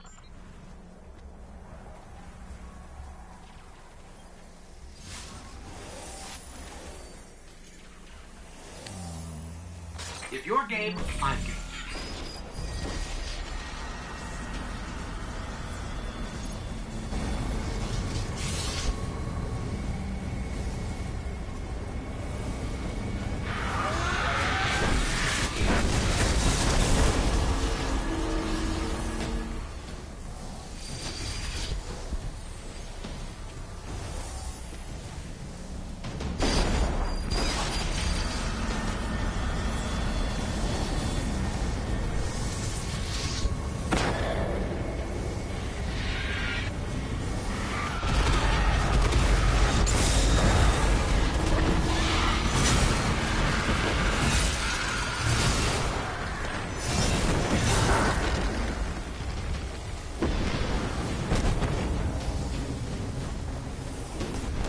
Here. Die.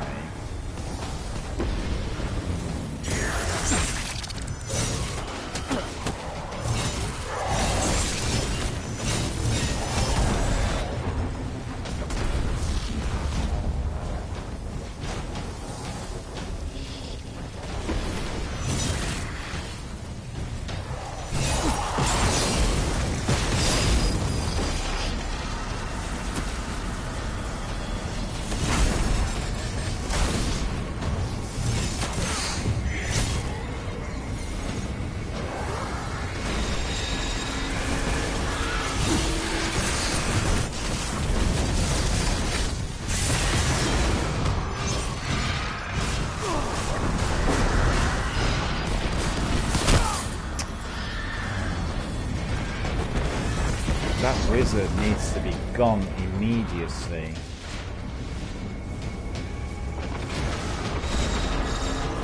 Keep on.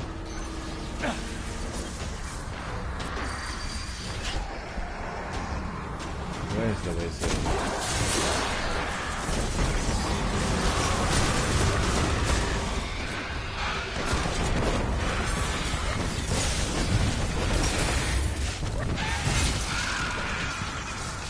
Stay focused.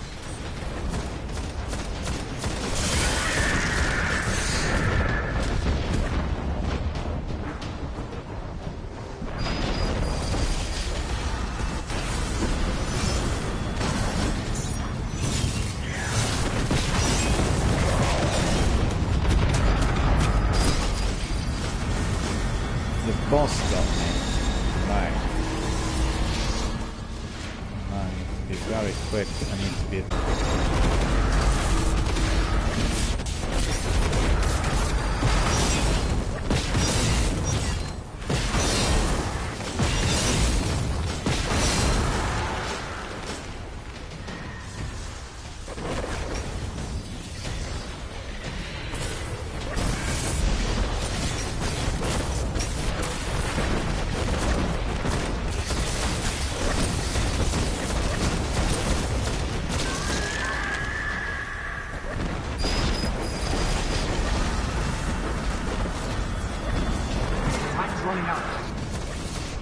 got this.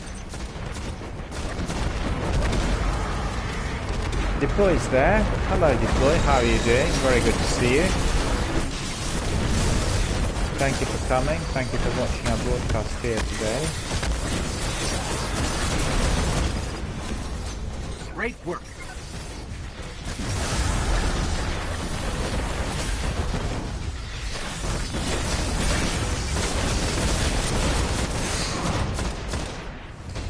Deploy's asking what's happening.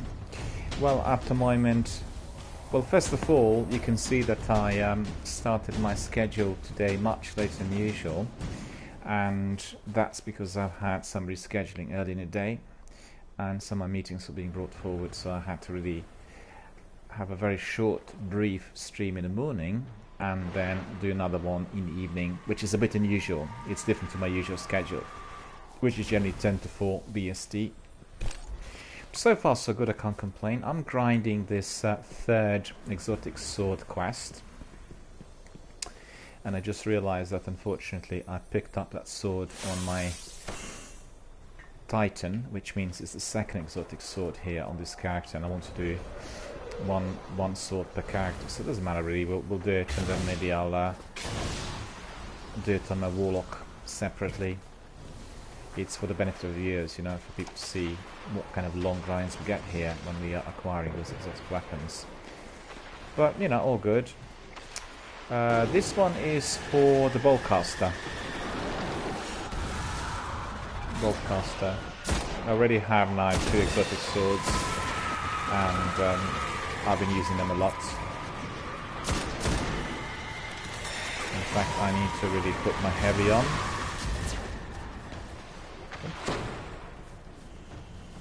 Because I don't have my heavy blackbacks either. Okay. Looks like there are some goodies scattered around here. I didn't collect everything. Okay, go back to my heavy. We'll pick it up in there, and that's it. We'll put that heavy back on. And my heavy is very useful with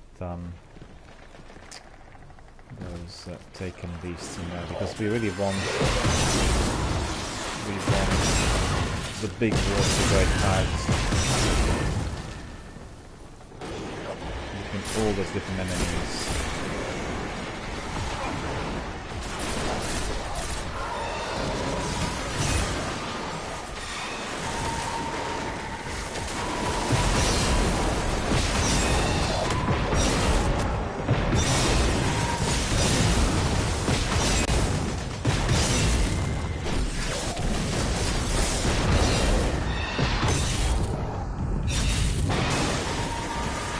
It doesn't matter, he's down to about 50%.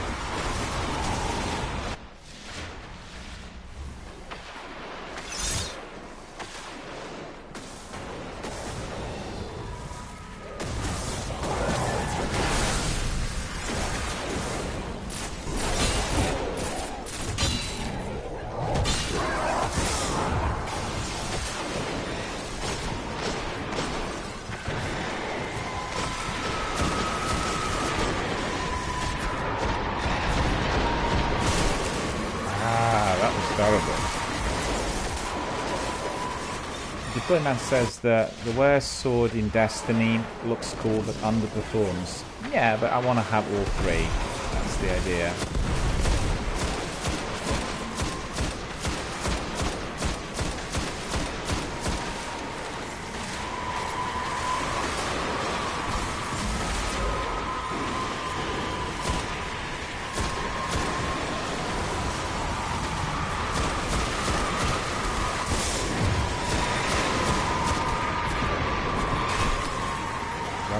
Killed several times.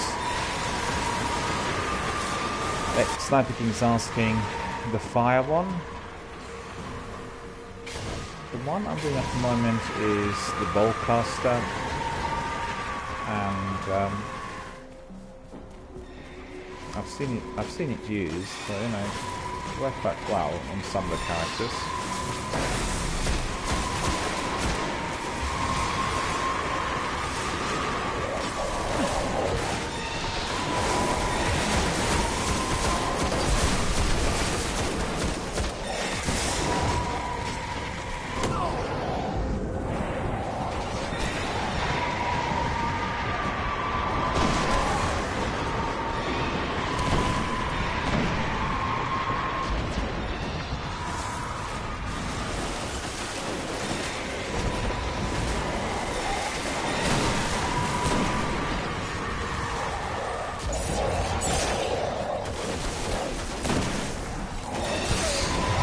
One more, one more.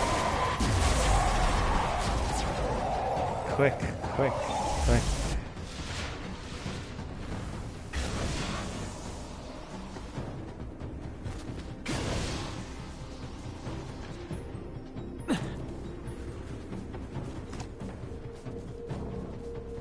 So they're all gone. It's a big glitch there.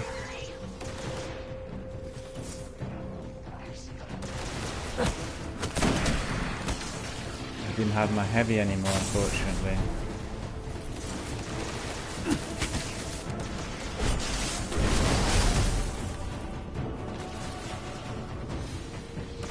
Well, unfortunate with these champions tonight, I have to admit.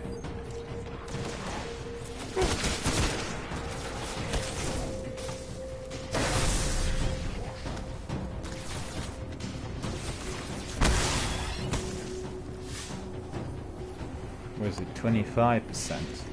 Okay. But I'm patient. Getting everything bits, bit by bit here, bit by bit there. Ah. Standing, seating.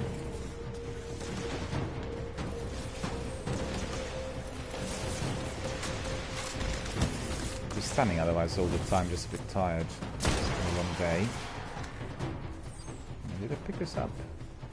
Or not? I did. Okay.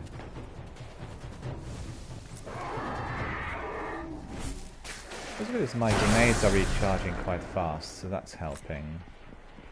And I'm just so annoyed that that boss was down to 1%, and by the time I respawned he was gone. That's infuriating, honestly. Just wait for my grenade to recharge. Whilst I'm doing that, I'll grab a bite to eat as well. It's a really good idea, isn't it?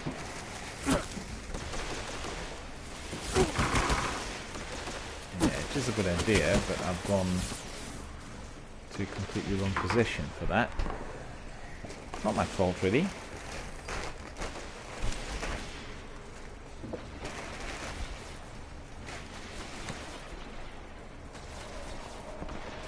There we are. The joys of destiny. Sniper King says Ballcaster is probably the better one since it has a ranged attack. I mean, the damage doesn't stand up to the fire of its sword, but still better for certain situations. I would absolutely agree. I would say that when you have all three swords, you can choose each one per situation, because as you could see, our friend Deployman is there, right? Just for the Deployman, the boss that sprang up with that war set, he's not vulnerable to Ballcast, but he's vulnerable to hang on a minute, say it wrongly. That boss was not vulnerable to Dark Drinker because he had a shield that was Dark Drinker resistant, right? When I put my raise light on, then he was very vulnerable, and I was able to break the shield with 2 strikes and then destroy him. So it's that sort of situation that Sniper King is describing. You will have certain bosses that are more vulnerable to a certain sword, and when you have all 3 of them, each one will be applicable to a particular situation and a certain boss, and therefore you'll be just walking through that with ease. In fact, I remember I played with Sniper King quite a few months ago, and he had very good weapons, and also played with Matthias, another community from the US, who also had all these exotic swords. And then I wondered, well, how is it possible that they would just walk those situations when I'm struggling so much with the weapons I've got? But it's all down to, well, the weapon you have, because if you have the best exotics, then you'll be rocking, and also the way you use them in those situations. Like, for instance, I was using my Dark Drinker now with that, you know, rotating strike, and that helps. You have 6 enemies encircling you, you do the rotating strike on your Dark Drinker, zip, and they're gone.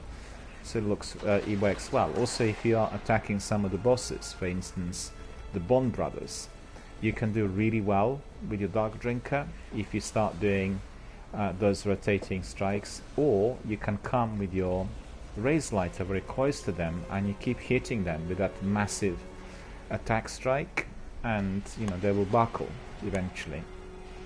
You might die a couple of times, but don't forget, if you inflict 60-70% damage to those bosses, your teammates in there can engage them with rocket launchers or any other weapons, and then obviously they will be a lot more vulnerable. And you'll have a variety. You know, it's a bit like being able to choose. You have some choice.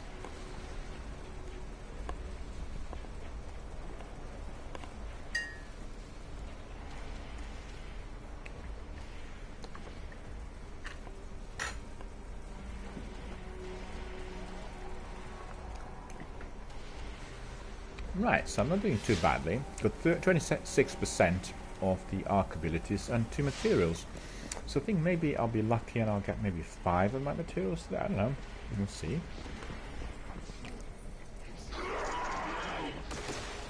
They're not really good, well positioned now.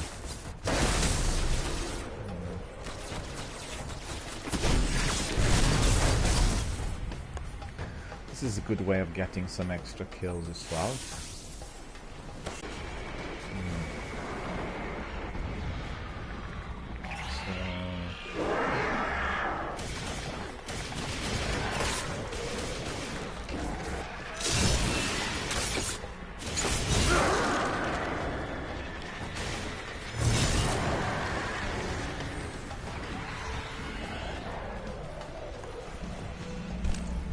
Pay attention to those taken respawning in there. Taken Lieutenant seems to be about.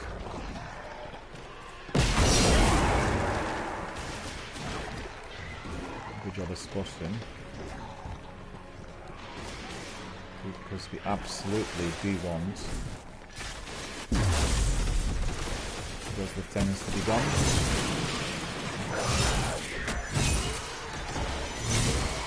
You can see my raise light is doing really well in here as well.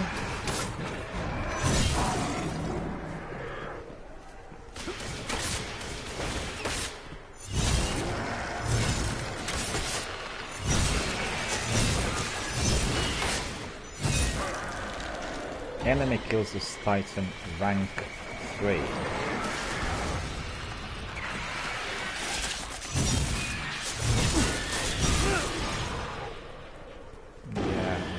Very good if I had my super early on.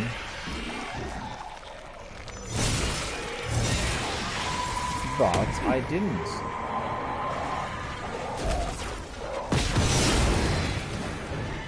You can see that this strike is very pertinent.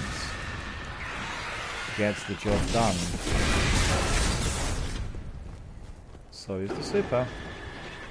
So once combined, these skills work well.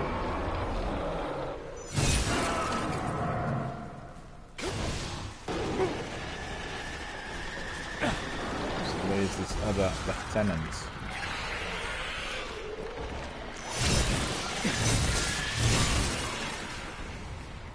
Yeah, it'd be useful to use my void ability kills on them, but they're a bit fast.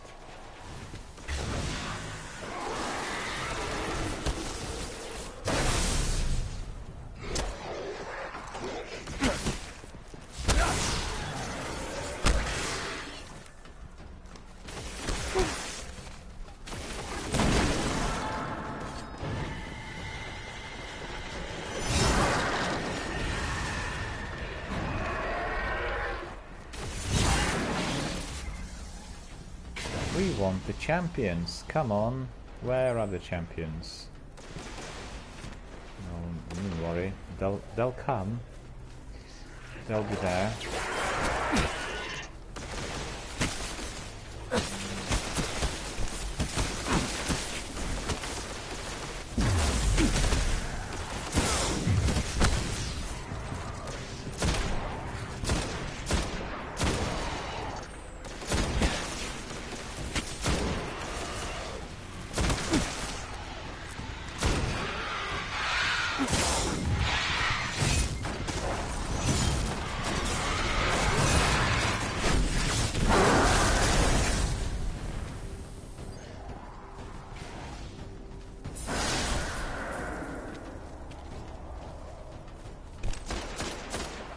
Sniper King says, I'll join you to kill the champion. Sure.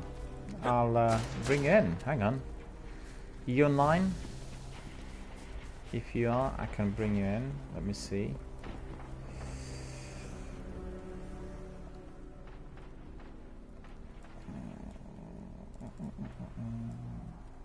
Oh. Just let me know when you are online. And Sniper King says, yeah, I am, but I do not have my mic. It's charging right now. That's fine, that's fine. No problem. No problem.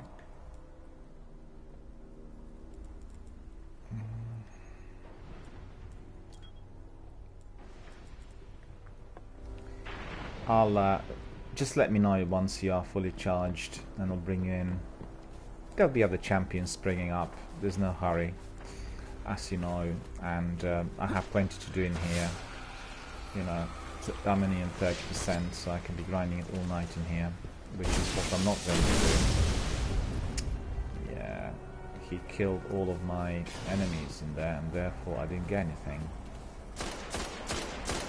That's no fun. He also has the same sniper, same scout rifle as myself.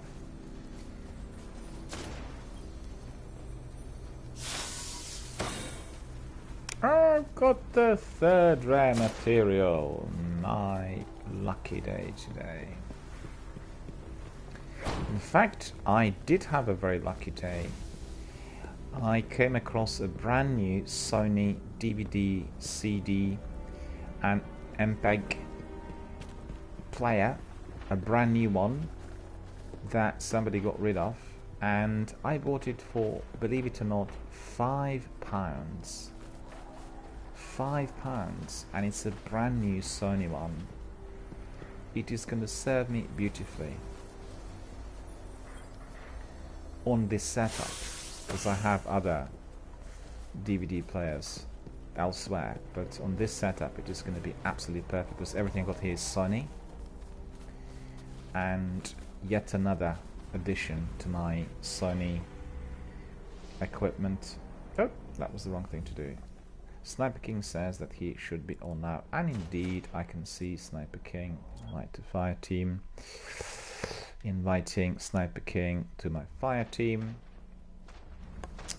and also I'll be sending you my party chat request as well, just in case. So once your mic is fully charged, then just plug it in and join. The invite is there. You can join the party, but then plug in the mic once it's fully charged, and we can talk live on air.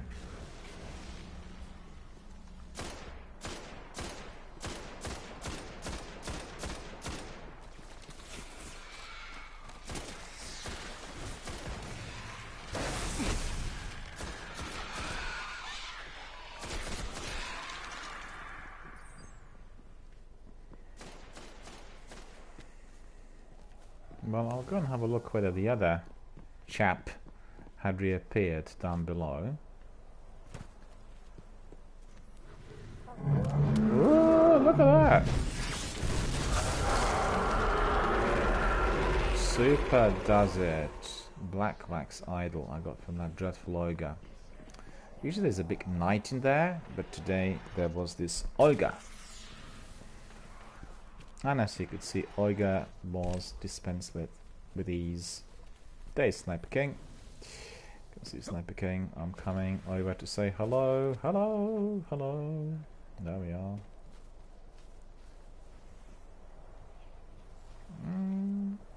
Oh, you got that wolf outfit. That's pretty good.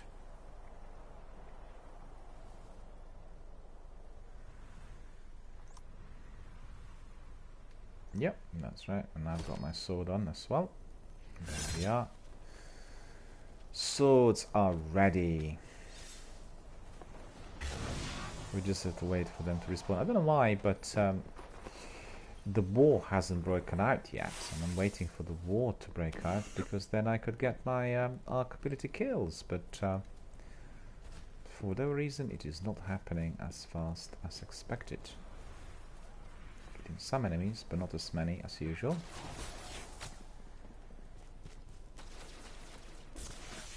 Got nothing in here. Who's firing? Must be some enemy behind me.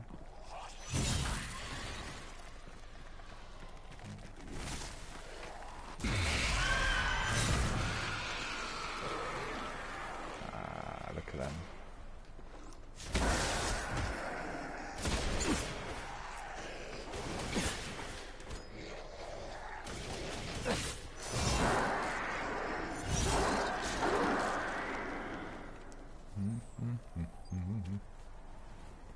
Mr. Scrubby's in here as well, but Mr. Scrubby's taking my kills. Mr. Scrubby's got really good weapons. And is fast. Well, at the end of the day, we all need to have that piece of pie, right? The game is not just for one person. It's a massive multiplayer open world game, so we all can achieve everything. Bit by bit though. I think for anyone who is into Apex or PUBG, you know, quick kind of reward style, Destiny, Elder Scrolls, and you know, all the other big games are not for that. It takes time, knowledge, experience, and patience, and therefore it's truly rewarding.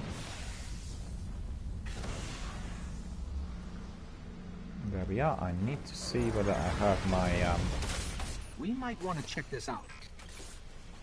I have my 3 coins. Not all of them in here. Ridiculous. You definitely want to go and activate that. What's that? Yep, If you're it's game, active. I'm game. Cool, we got everything. What I do not have is my full ammunition, just realized. And now I will.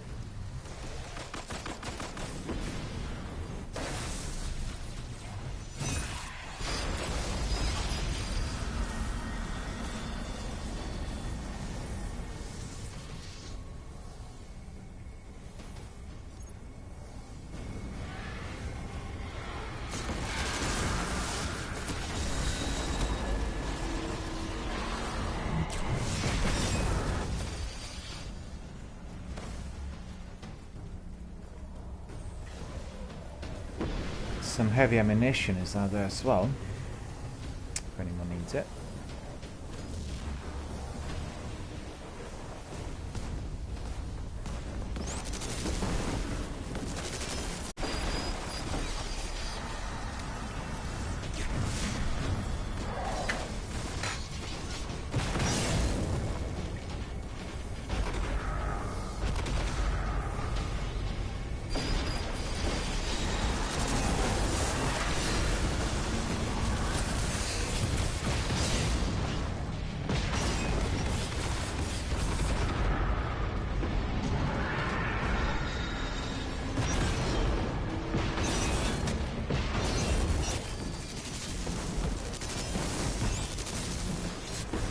Yeah, we got killed. He's strong, but I'll get him now.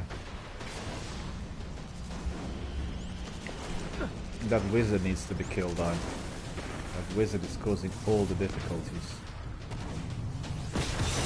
Don't give up.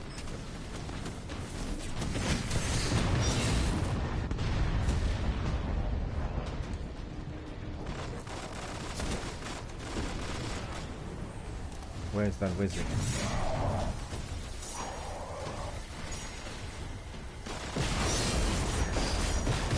Just a little more.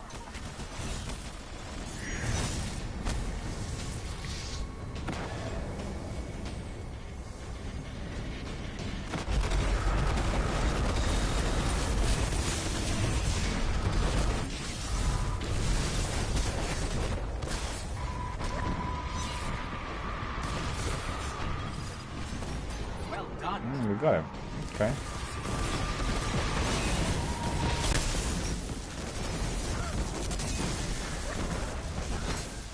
Thank you.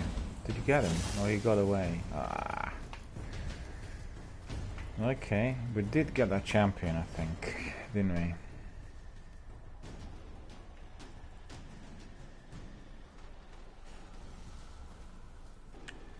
I think we did.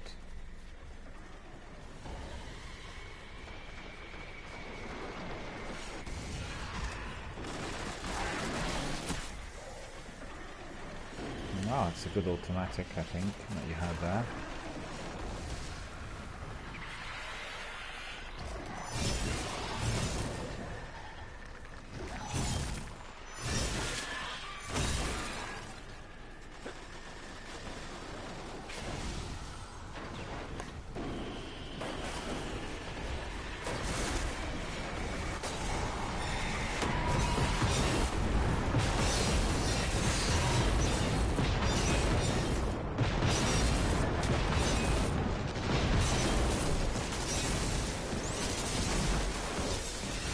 Cool.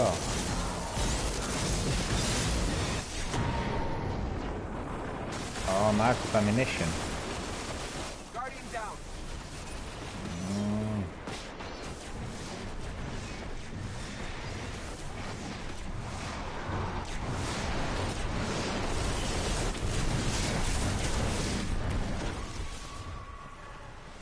Okay, that's good. Hilt does it. Out of ammunition. Out of ammo. Look at this. Collecting a tool. Getting some of these as well.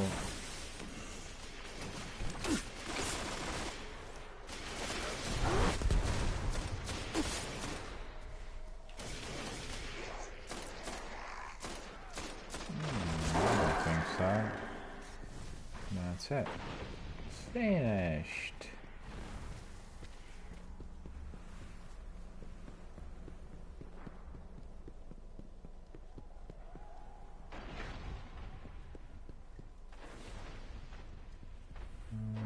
Should be another one.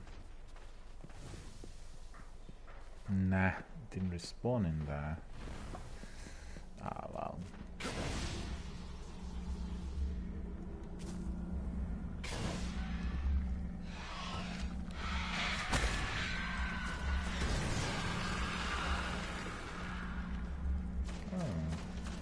Engram. Big one, encrypted engram.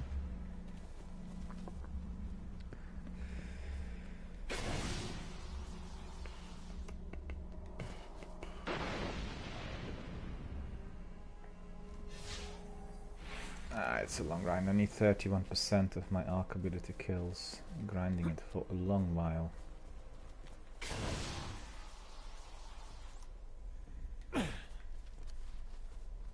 Look at this. It's a true carnage in here. All those enemies are completely obliterated. Look at that. Take a screenshot of this. Go on my Twitter.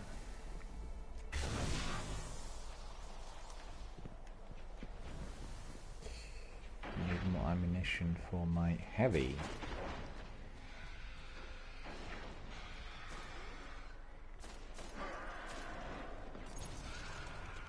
And there we are.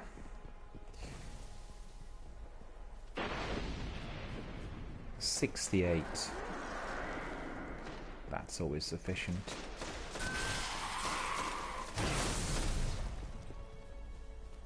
The trouble is, this chap is also taking some of my scorers, you know. It's destroying all the enemies there. And I keep throwing my arc grenades, and before they fall, he makes sure that they're all destroyed. Right. I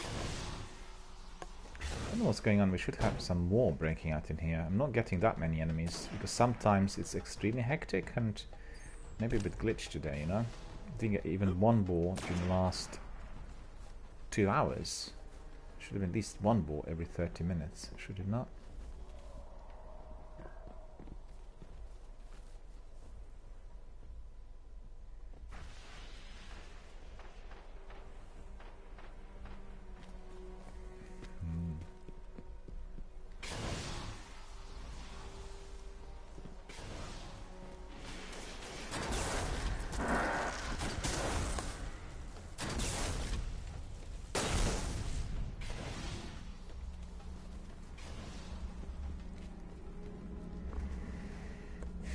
Oh,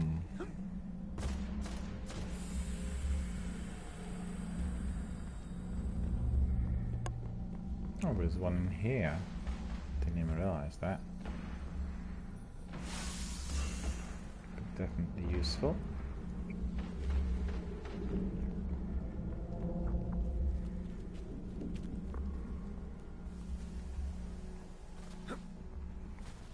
Well, we know that there's going to be one in there as well, so we can easily just stroll and collect it.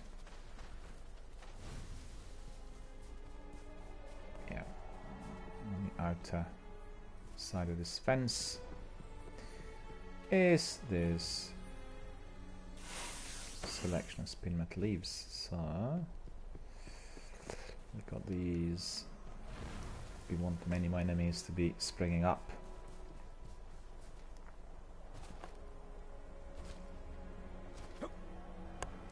Let's see how many people are viewing Destiny today. Quite curious to see.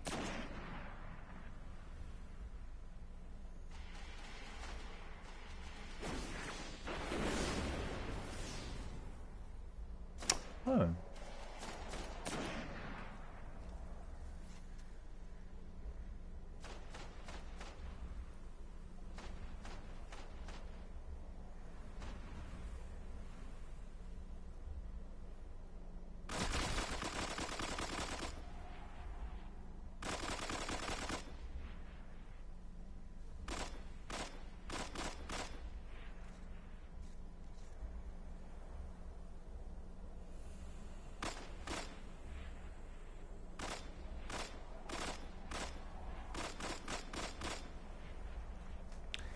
$82 people watching Destiny on Twitch tonight.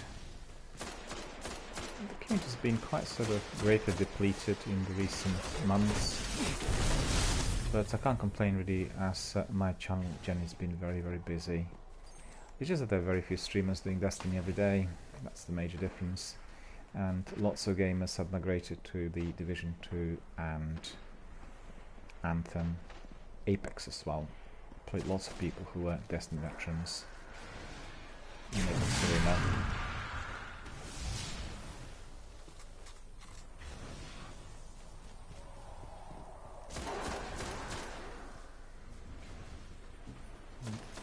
kind of fun actually here as well.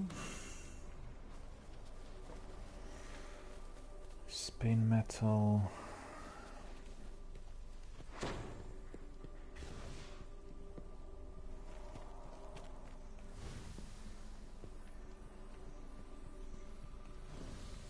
So where are these? There aren't any in there. No.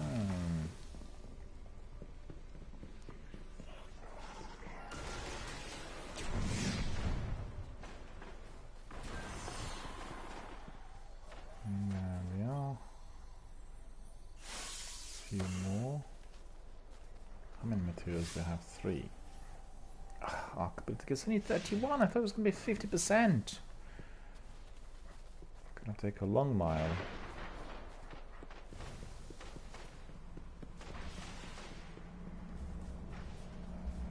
Right, having a short break, a bite to eat.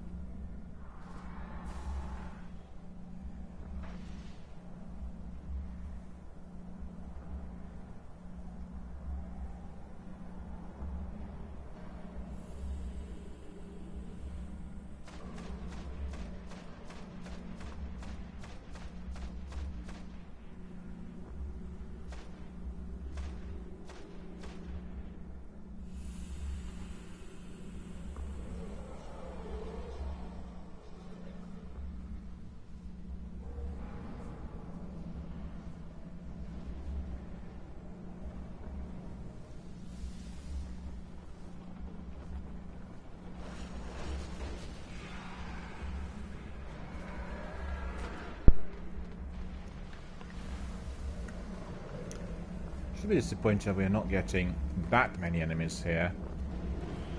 Expected many more. I can hear that Taken are respawning again, which is good.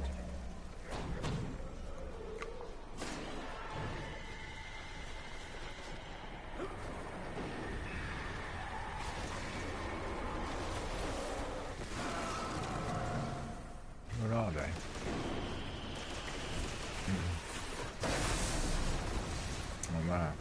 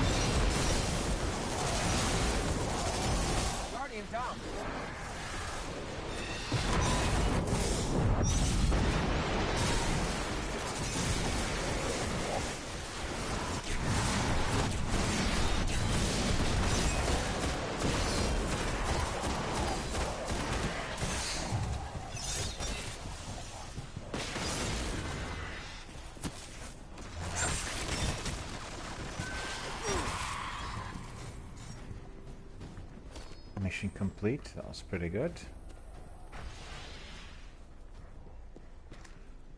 Let's see. What have we got there? No, that's not it. 32. Okay.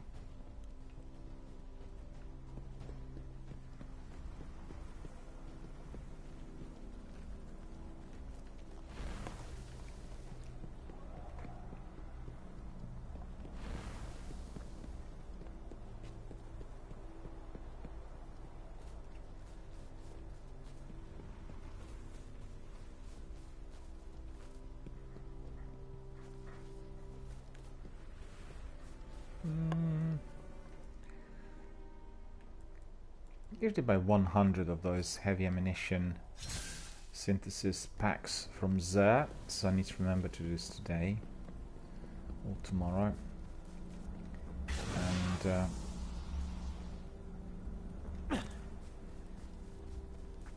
then I have them for the rest of the week. Never use that many really, because you get some. Oh, I got the fourth one. Zeptosite cores. I got the fourth one. So that means 4 out of 10. It's pretty good.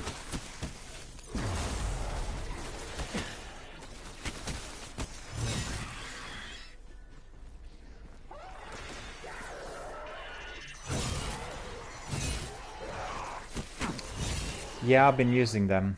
I've been using them every single time. Sniper King's asking me, do you have strange coins? I usually buy strange coins and heavy ammunition synthesis and exotic shards. Hold on. That's what I buy from Xur. And in fact, I'll put another 3 of coins. Yeah, I keep mixing up those two. You asked about strange coins, which is the currency for Xur, and I kept talking about 3 of coins. You know what I mean? Yeah, that's right. Xur is, I think, at a tower. So we'll go to the tower in a little while and we'll buy some stuff. Let me see how many strange coins I have. Okay, you're the boss. So,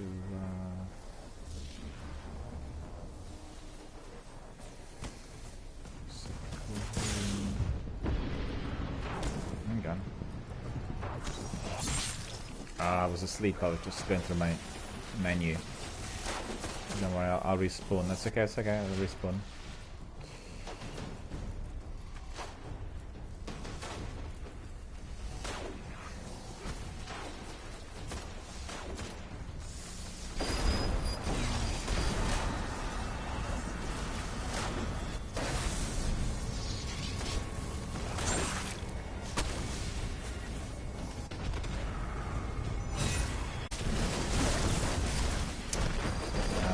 It was too far.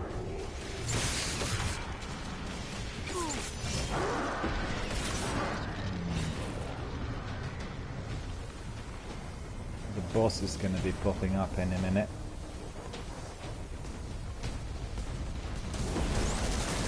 No, I don't have any grenades. Or super, I suppose. Either of us two are. Well after moments.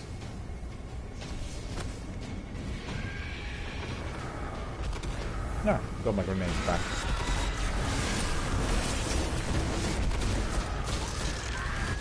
We can do this, I hope.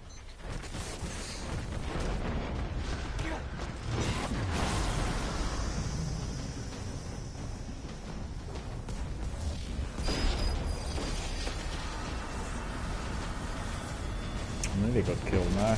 But I survived! Keep on.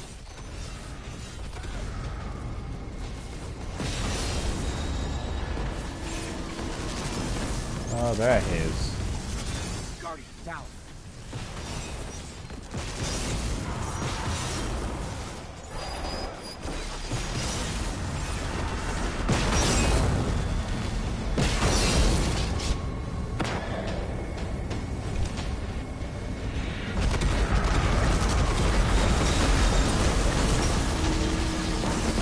Guardian down.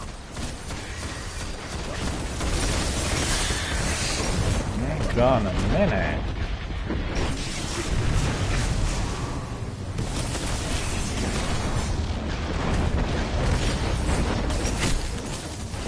Oh, servitor.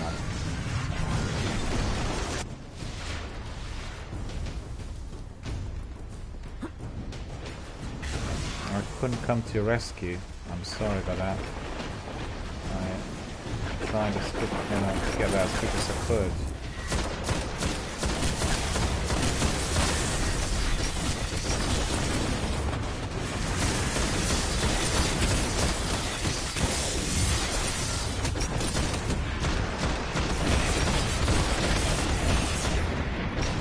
Guardian down. I want to get rid of that wizard. That wizard's causing me all this problems. Almost done. Keep it up.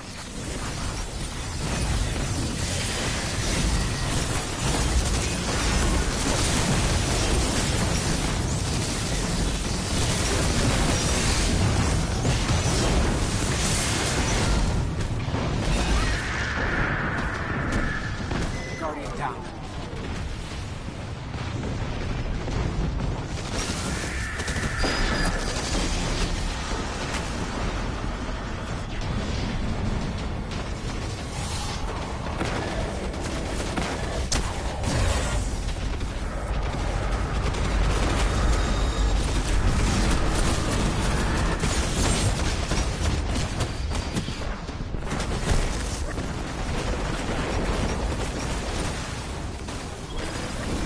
Great work. Oh, we got it.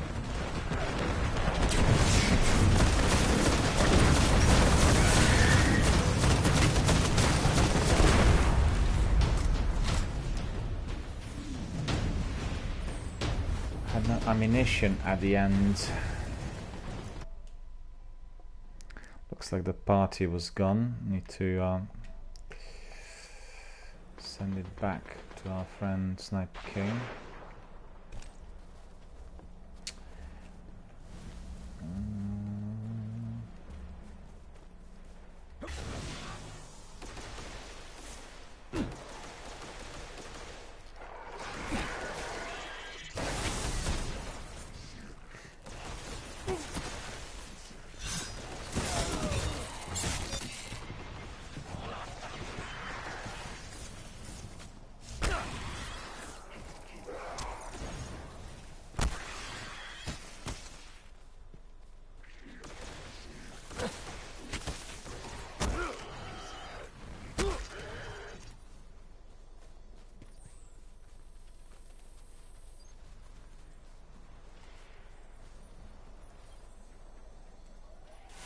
Spin metal.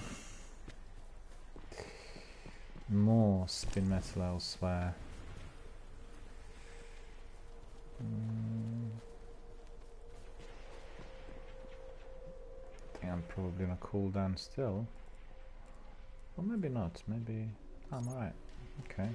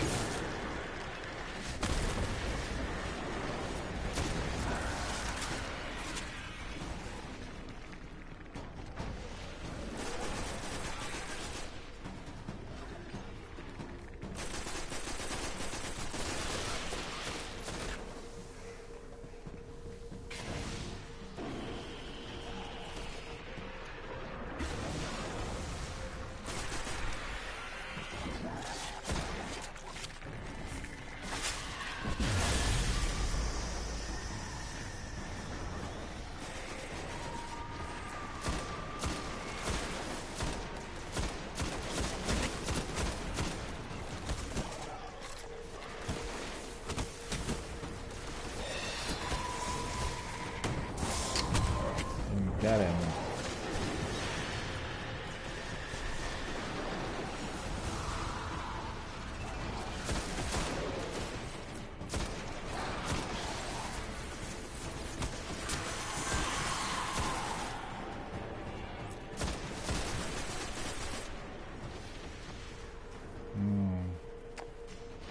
Arc ability kills 35, okay.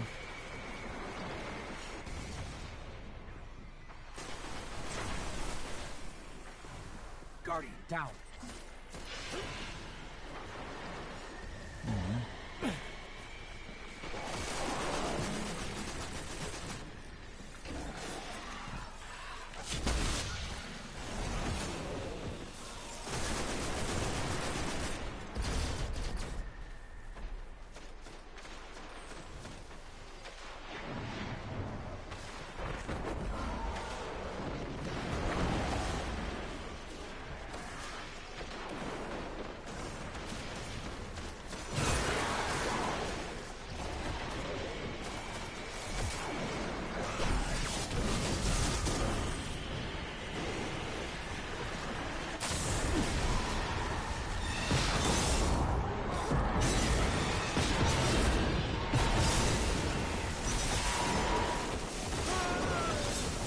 Ah, we both got killed.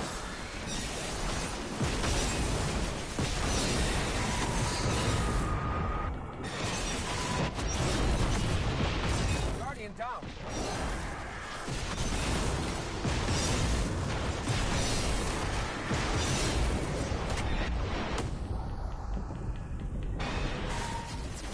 Ah, that's annoying. Out of ammunition already. Oh, you got him. Thank you, thank you, thank you. They all disappeared.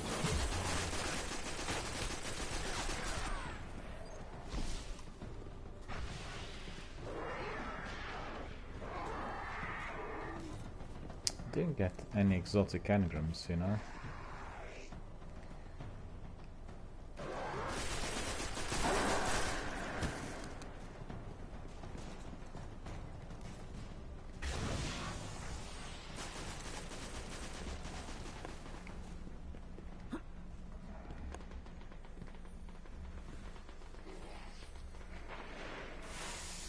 Spin metal.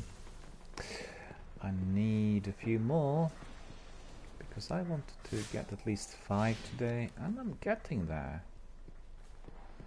So that's pretty good. There's some justice in this world at the end of the day, isn't there?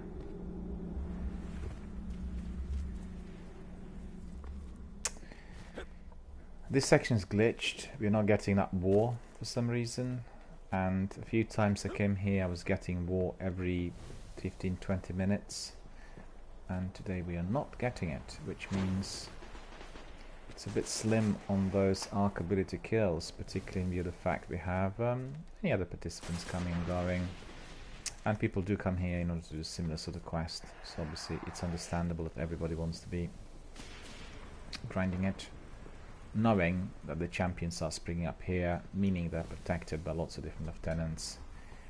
But the benefit of having war breaking out is you get loads of lieutenants, and then can obviously do well on your scores. My best one was, I think it was 13 or 14 lieutenants in one respawn, as the war was indeed breaking out, and you know, the enemies were fighting amongst each other. But that was good.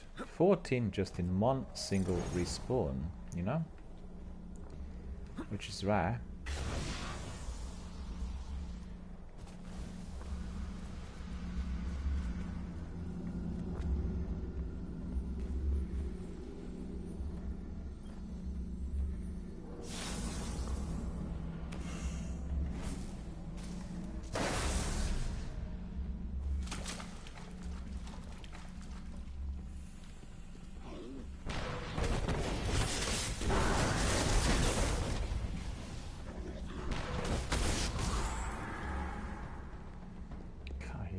Didn't suffer at all. Well, what do you know?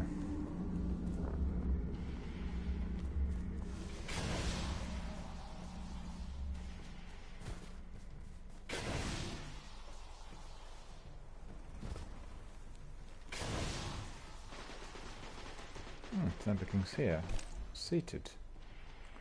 I'll join you here for a minute. Bit of respite.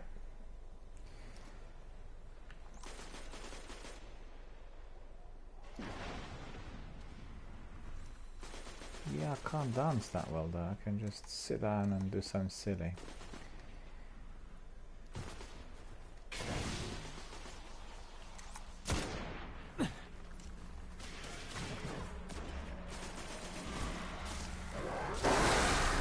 That was beautiful.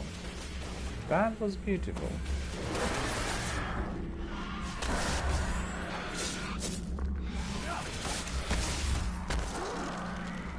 Mighty Fist of Titans. 37 kills. No, that's not true. 37%, I should say.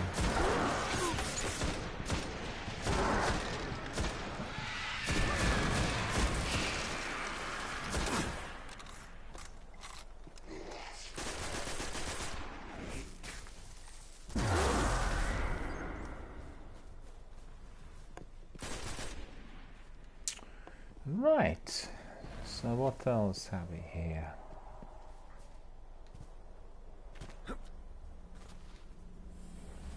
Already 3 hours gone by. I can't believe it. Time flies, my friends.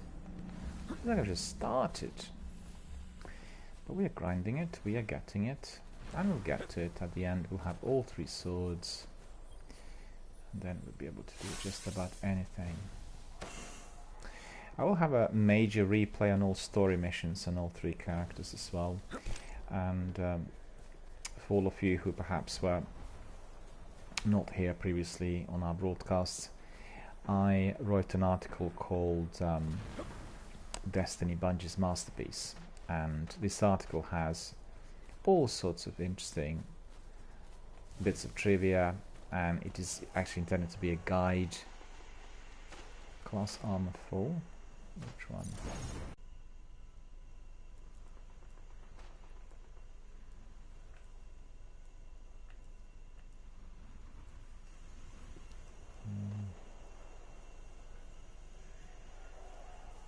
I wonder which one it might be.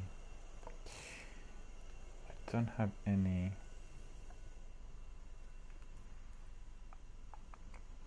low quality ones. Just use my Ishtar Legacy for this.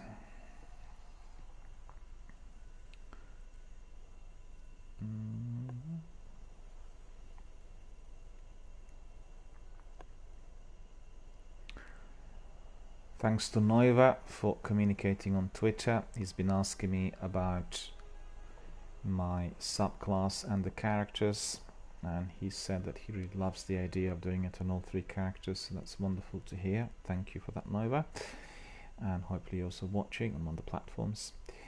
And yeah, Ishtar Legacy app, I need... the trouble is I probably will not be able to do this. I think armor. And Snapper King says, I got to go, Miller. Thank you for letting me join for a few rounds of the champions. My pleasure, sir, my pleasure. Thank you for joining me. Thank you for coming in. Thank you for indeed helping us to destroy these champions and get some goodies. Always appreciated, always great to see you. Anytime you have a moment, just drop us a line and indeed, you know, come in. We'll do some more battling out there with the champions and all other like-minded enemies. And I wish you a good day. Also, I wish you a good night's sleep, because you said you were quite tired. I will be ending my broadcast in minutes as well. I'm quite tired, and my regular broadcast will need to resume tomorrow at 10 o'clock, which means I need to get enough sleep in order to be able to do it. So we are all going to be calling it a night very, very shortly. So once again, thank you for coming, and thank you for joining us, and for being here with us tonight, Sniper King, and hope you'll have a very, very good weekend. Hopefully you're not at work, and you'll be able to kind of rest a bit on Saturday and Sunday, perhaps play some of your favorite games, perhaps just watch some of those interesting new things on YouTube.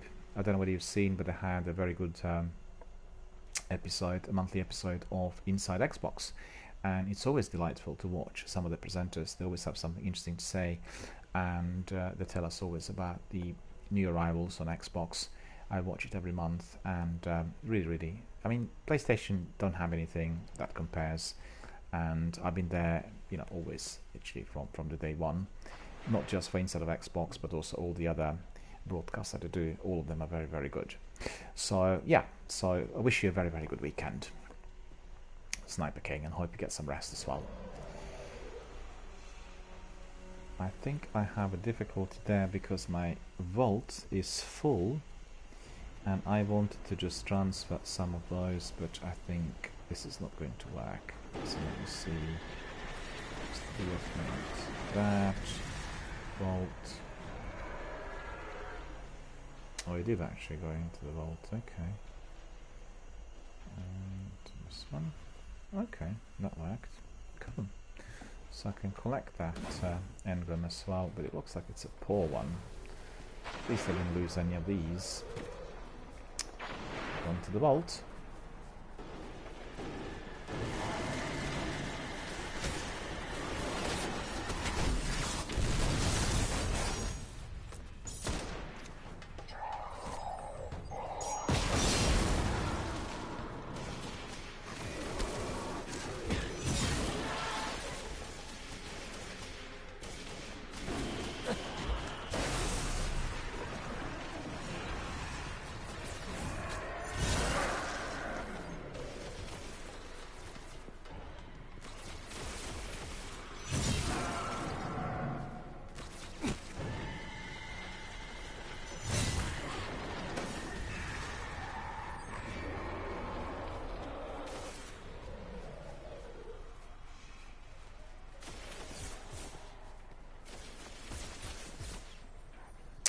Look at that.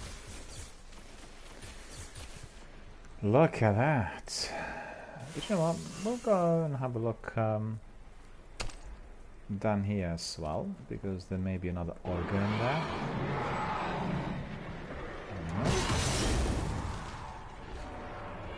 Did we get anything from him? No, nothing at all. Okay, so we'll jump in here a bit higher.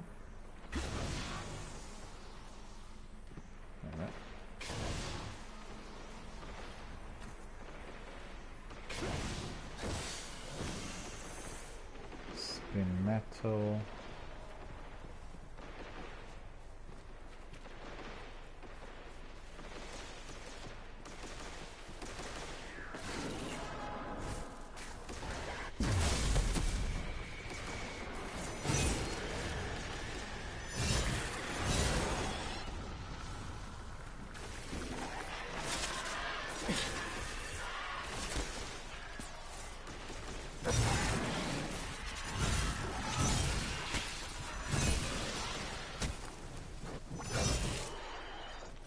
So all of these are...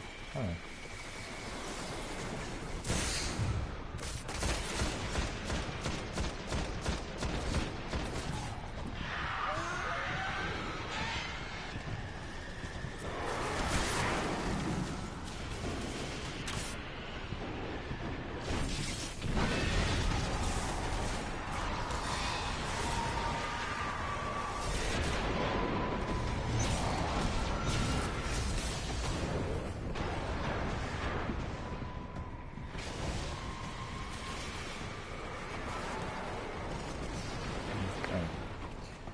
What I do need to do is I need to put my 3 coins in there. Okay, I need to put this one as well. So we are ready to do what's necessary.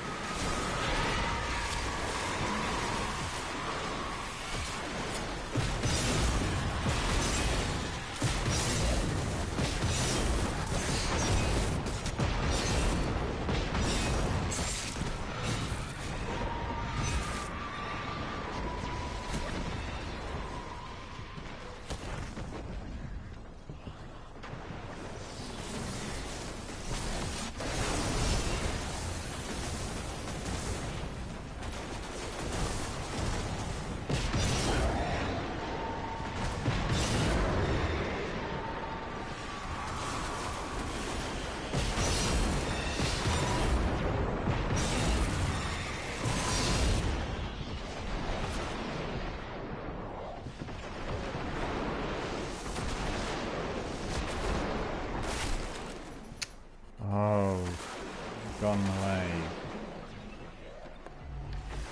Will not be able to destroy the captain, win the champion without my weapon, but I thought I didn't use that many. What happened? I wonder.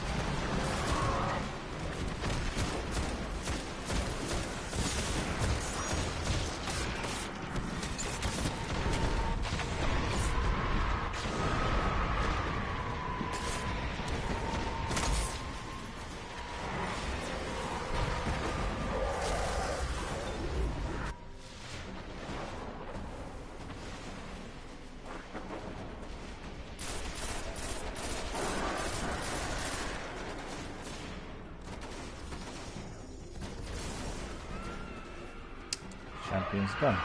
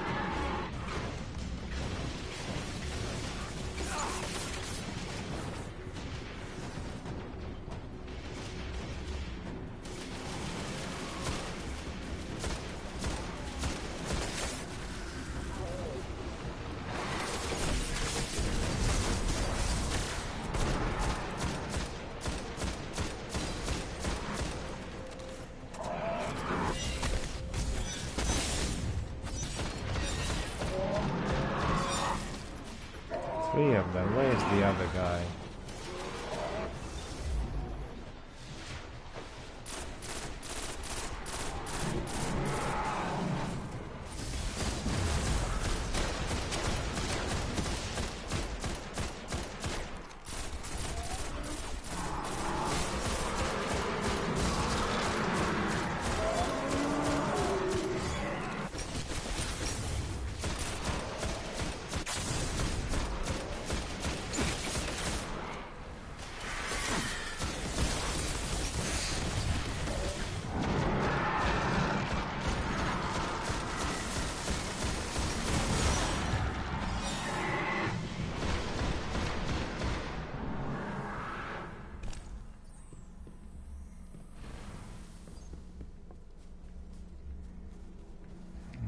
Okay.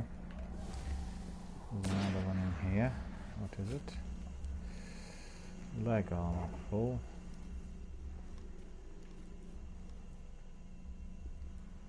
Even 3 engrams I have. Okay. Maybe I can throw these ones in the vault as well. Let's see. These ones. Vault. Armor vault full. Okay. So what we'll do is we'll just get rid of one of these. Yeah. Legendary marks.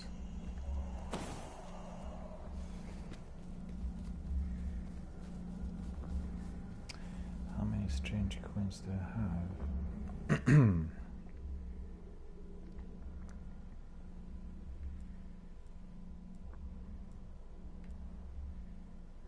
35. I don't have that many. I'm actually a bit poor on strange coins this week.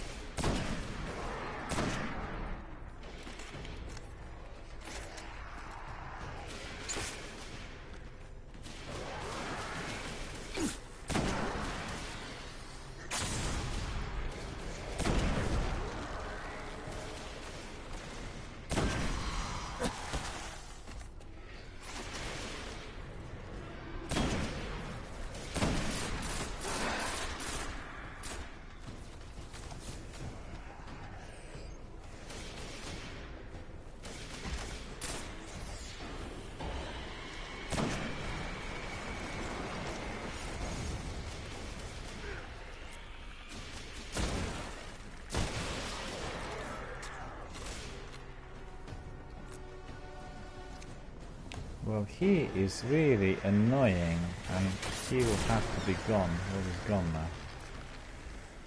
Okay.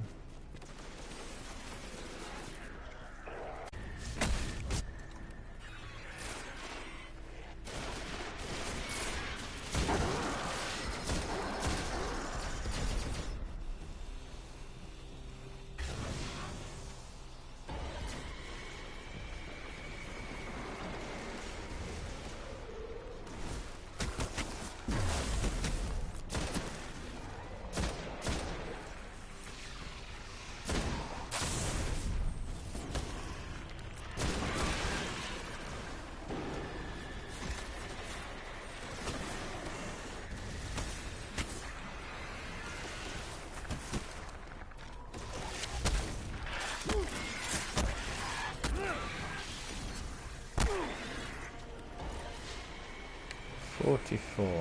Okay, maybe we can have 50 and 5, and that should be enough for today.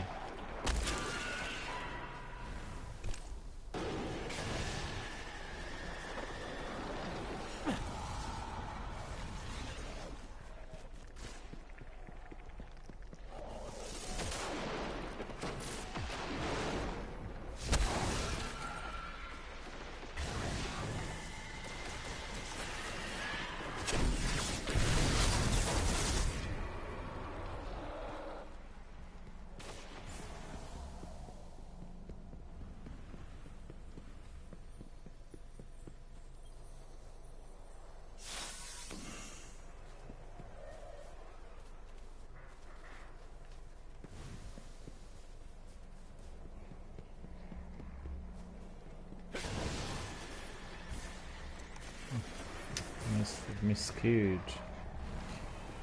Misjudged the distance.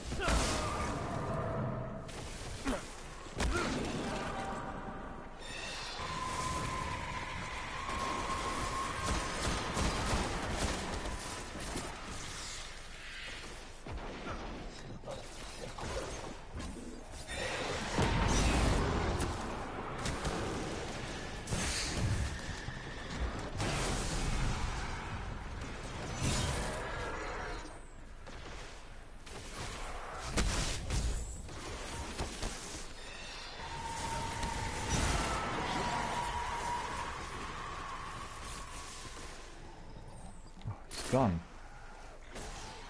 Why was he gone?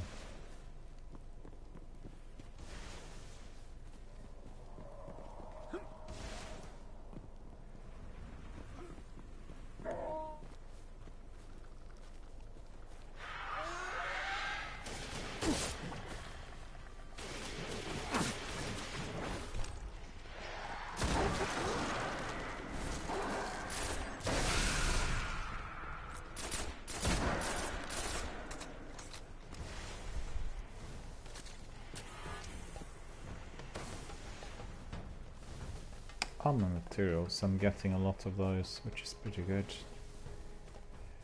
Getting that as well.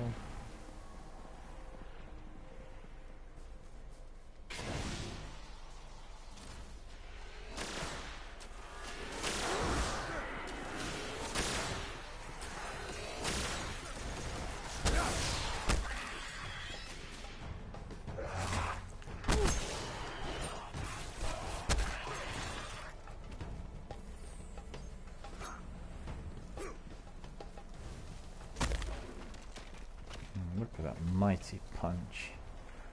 He just melted.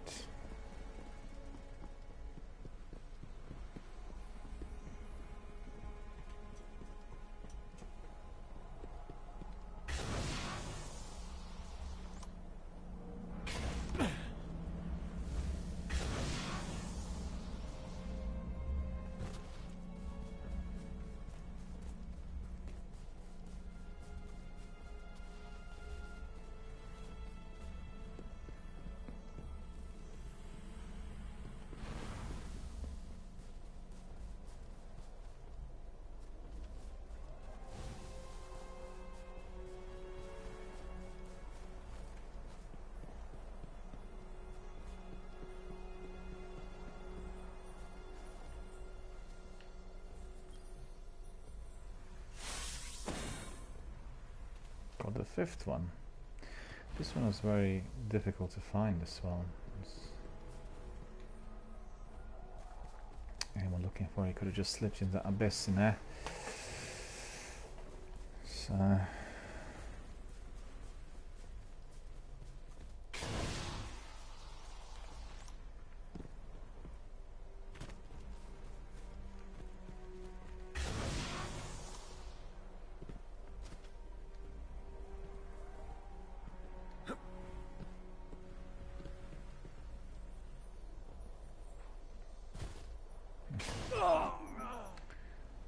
look at this.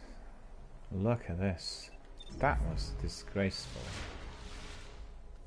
Where was it?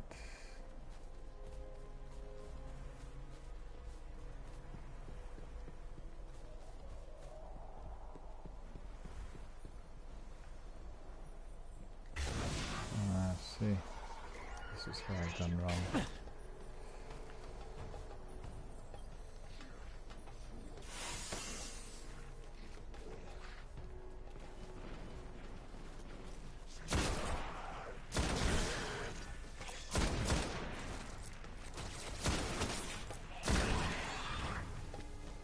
Could have used this other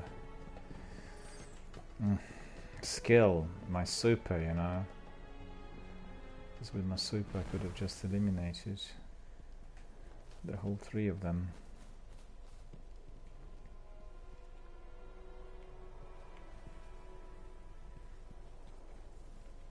This view. This is a good view, but we do not want to fall.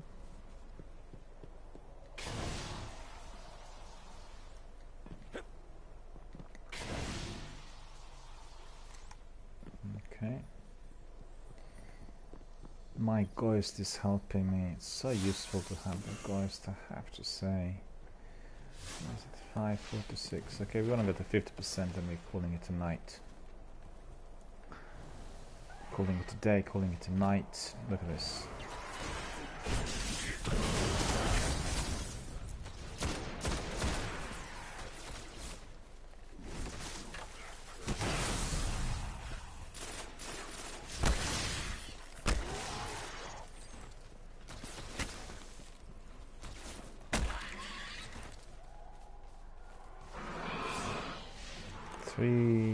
% more.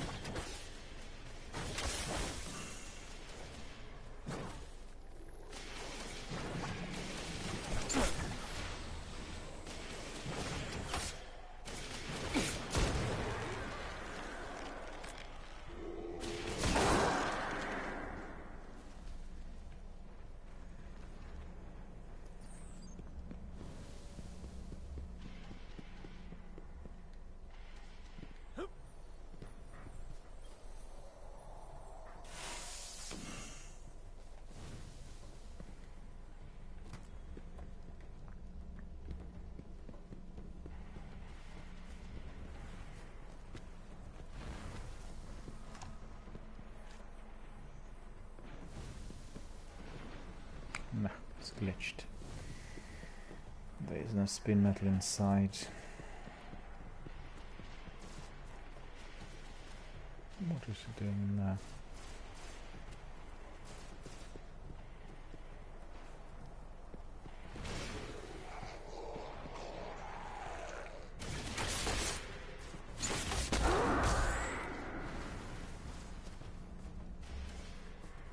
We want to see a larger group of enemies.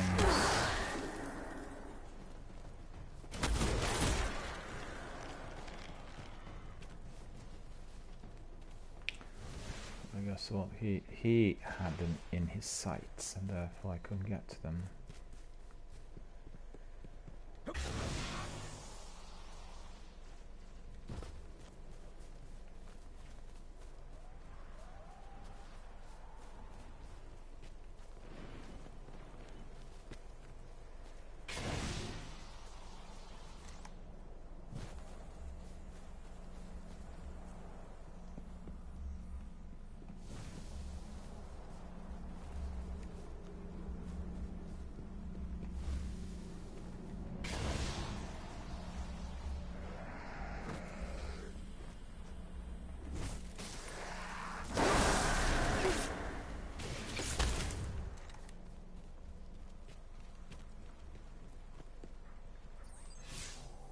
$48, still a bit more.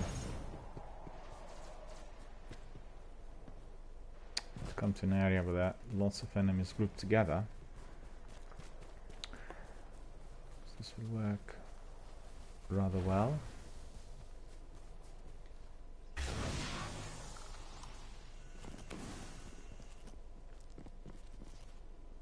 So where was that spin metal?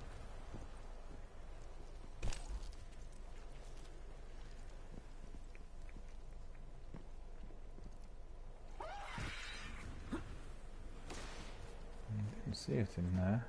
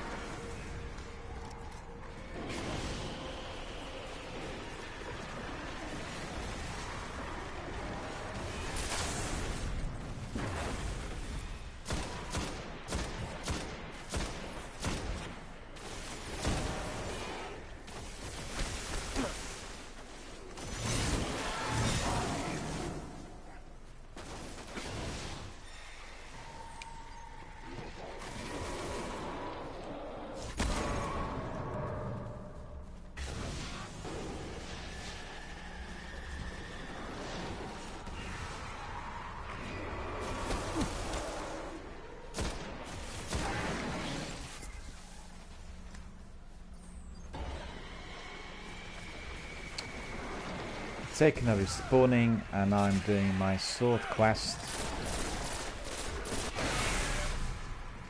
My exotic sword, the third one in fact, and that's for my bowcaster.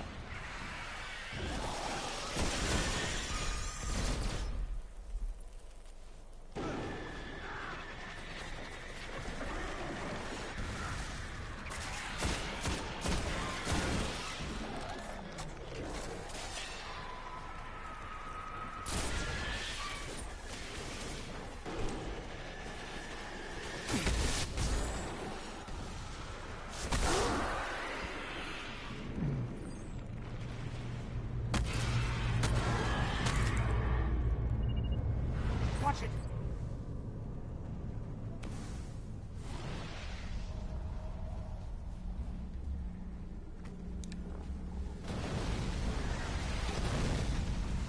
Hang on, we might have a problem. No, we'll have no problem in here. We'll destroy them all. Okay, guess we're on it.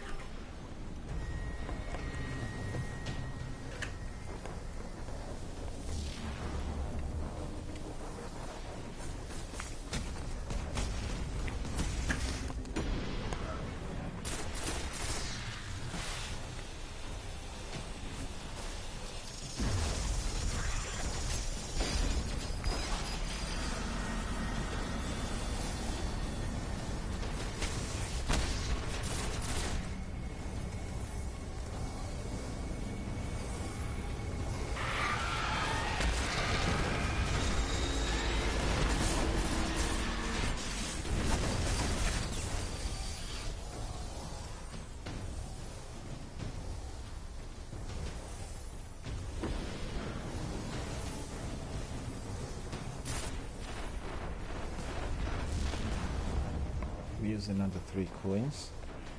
Maybe we'll get something good in there.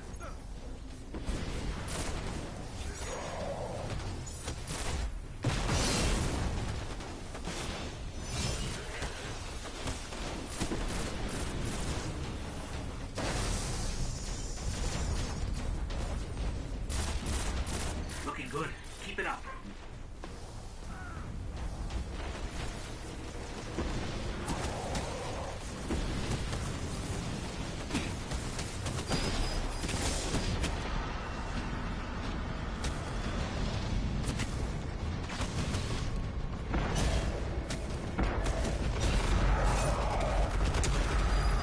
Steal them.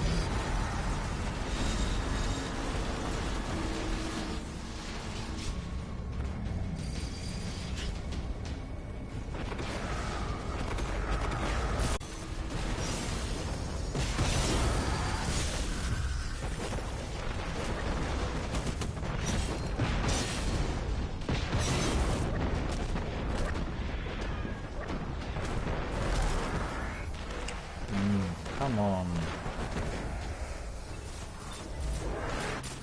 The other ones.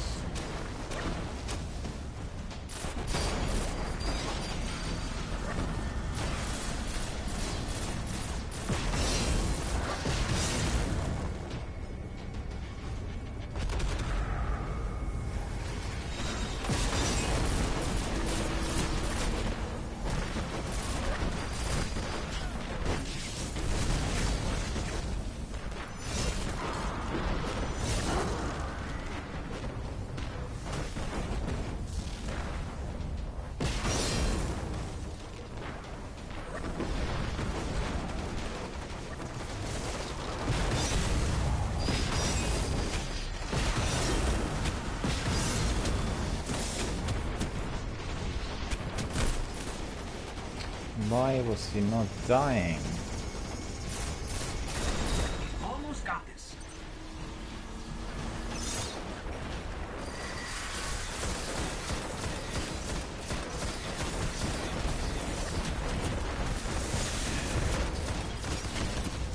Good work.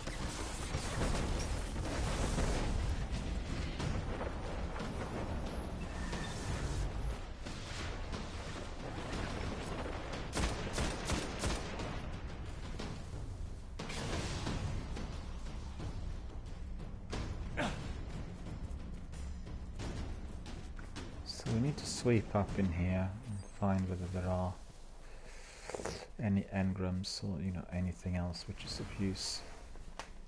It's quite a large area where the enemies were coming from. I didn't see anything particularly useful, because obviously we had that champion several times, coming and going. But maybe we just collected everything already, you know? It's possible.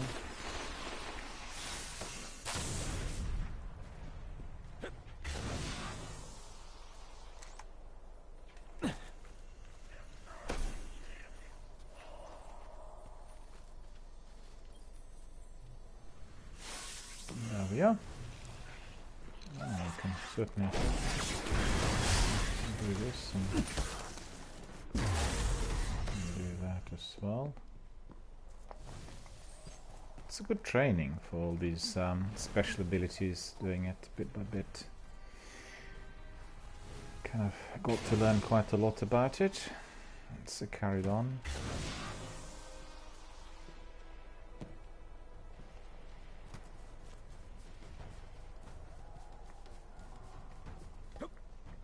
This is going to be the last spin metal for today. It wasn't a lucky one. I thought maybe we'll get another one. We have 5 and 54%. That's good. We've gone up, and 5 and 54 is not bad.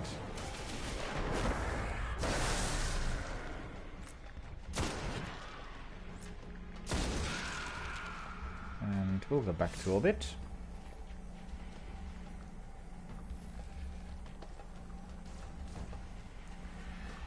Why am I not going to orbit? There we are. Well, hope you guys enjoyed 3 hours and 32 minutes of action.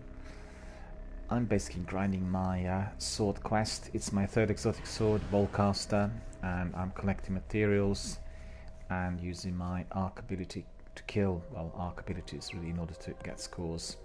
So that was really the action for tonight. We'll go back to the tower, do some admin, and then we'll call it a day. So let's have a look what is in stock there for us. Plenty of engrams, quite a lot of loot collected, and most importantly we need Za. In fact, I want to see what Za is before I go there. So we'll go to Twitter, quickly asked Za. It's the best thing to do. Who's that?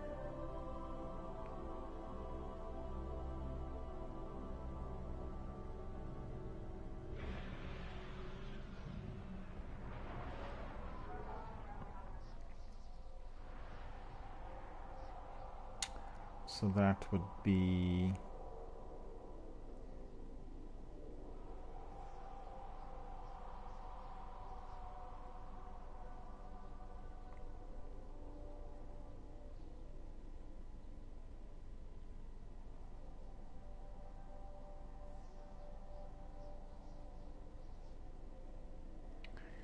they have many directions for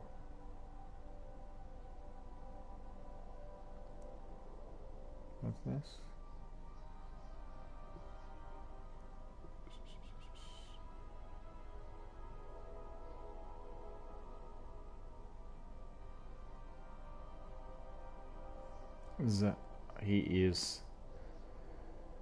He's at the reef. Right.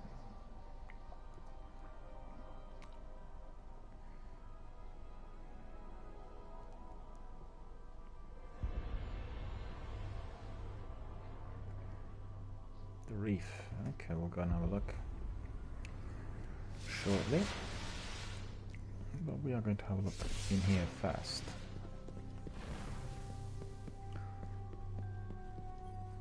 There we are, Master of all. I've neglected my work for too long. I suspected you'd choose that one.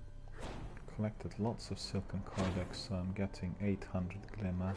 Done. 1000 glimmer, so that's good. These are multiplied. Be sure you know what you're aiming at. Last extremity.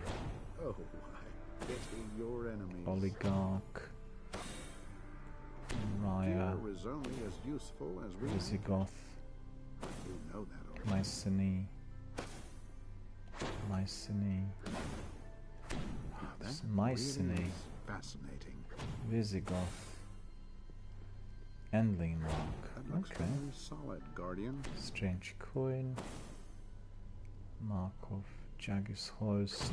You're very lucky, Guardian. Mycenae. So we'll quickly have a look at all that loot. That's no use. 385 defense. Definitely not. What about these? They've been not decoded.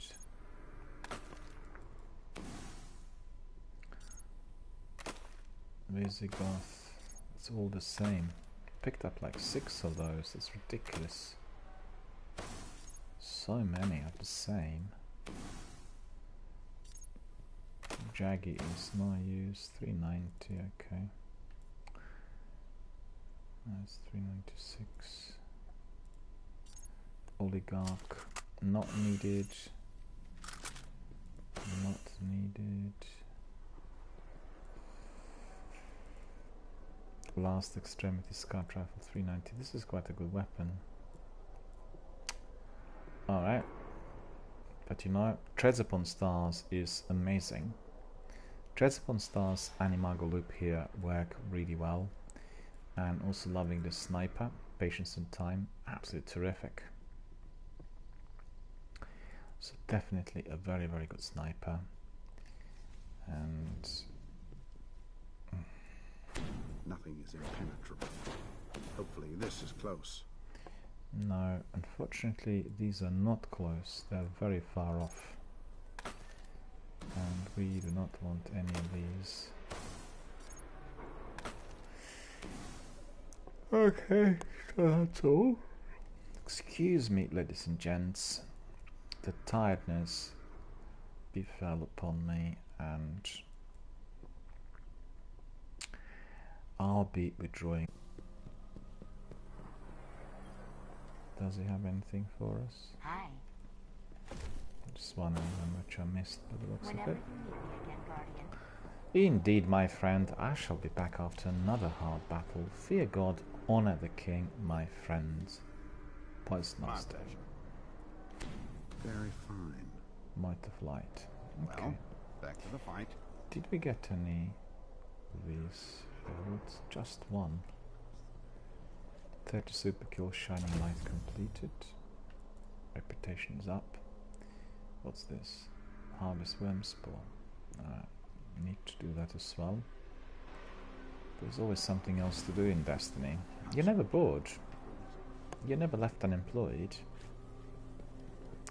Just want to see whether by any chance is there, but they said that he would be in the reef. Give me the roster. ID. Let me see what they've got. Welcome, welcome, welcome, welcome. So Yeah, he well, must be.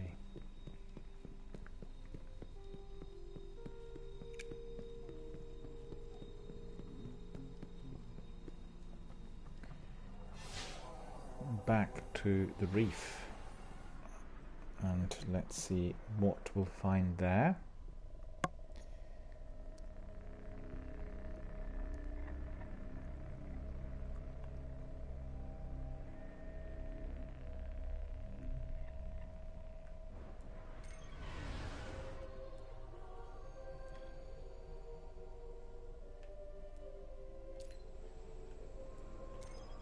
The reef, Vestian outpost, asteroid belt. Well, let's see whether we can get some goodies. But unfortunately, we are a bit low on our strange coin currency. 36. That may not be all that many for what we need. We need some strange 3 coins. And we'll need some heavy ammunition synthesis. That's the priority. Exotic shards I have even 8. Don't need to worry about them. So this is the next thing.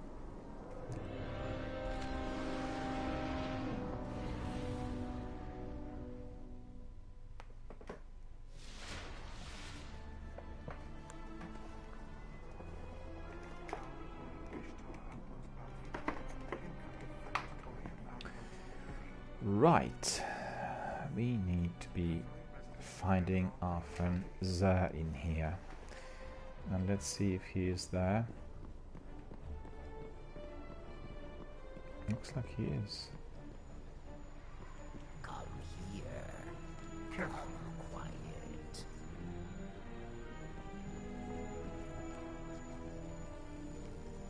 Move along. You return victorious. Anything to decrypt?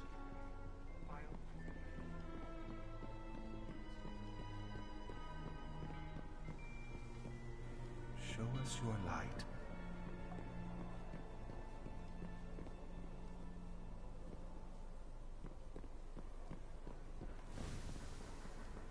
So where could he be? Oh no, he's here. Keep moving. Okay.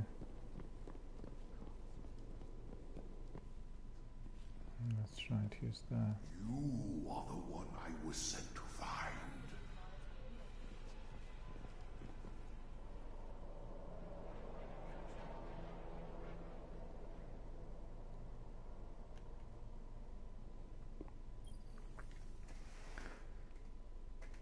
The 9 show you these. Okay.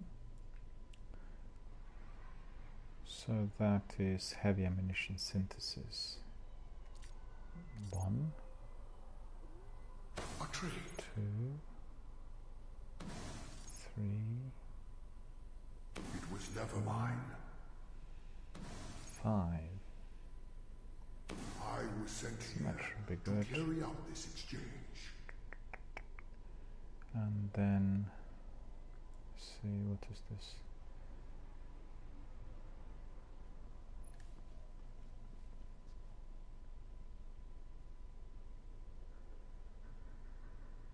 Acleophage sim biot. It's hard to pronounce, really. Ackley, I'll call it Ackley. What's the cost of Ackley? 13 strange coins. Okay. So I think what we'll do is we'll do 1. Is this why the Nine sent me here? 3. A thing is yours now, not the Nine's.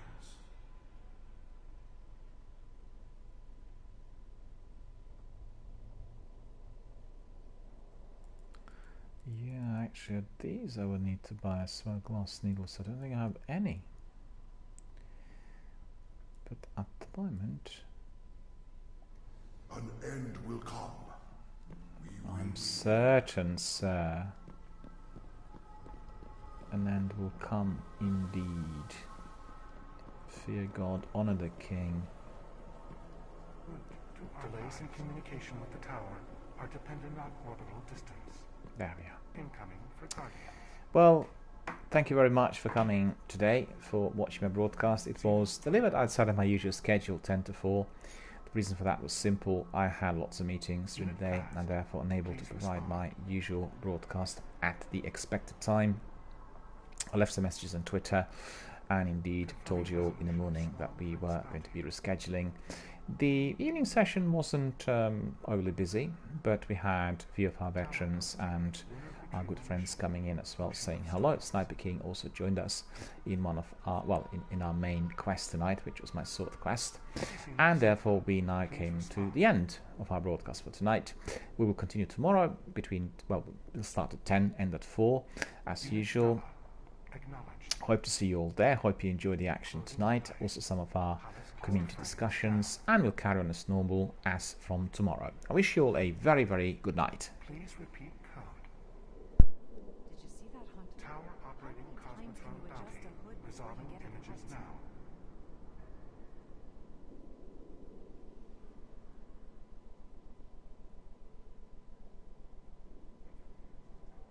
Incoming to growth chamber yaw.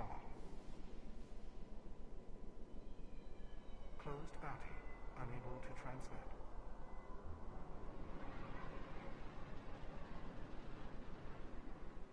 Check the ident tags on every ship up from the tower. No smugglers slipping in with the Guardians. Security protocol. Please confirm. I am Berg 9940.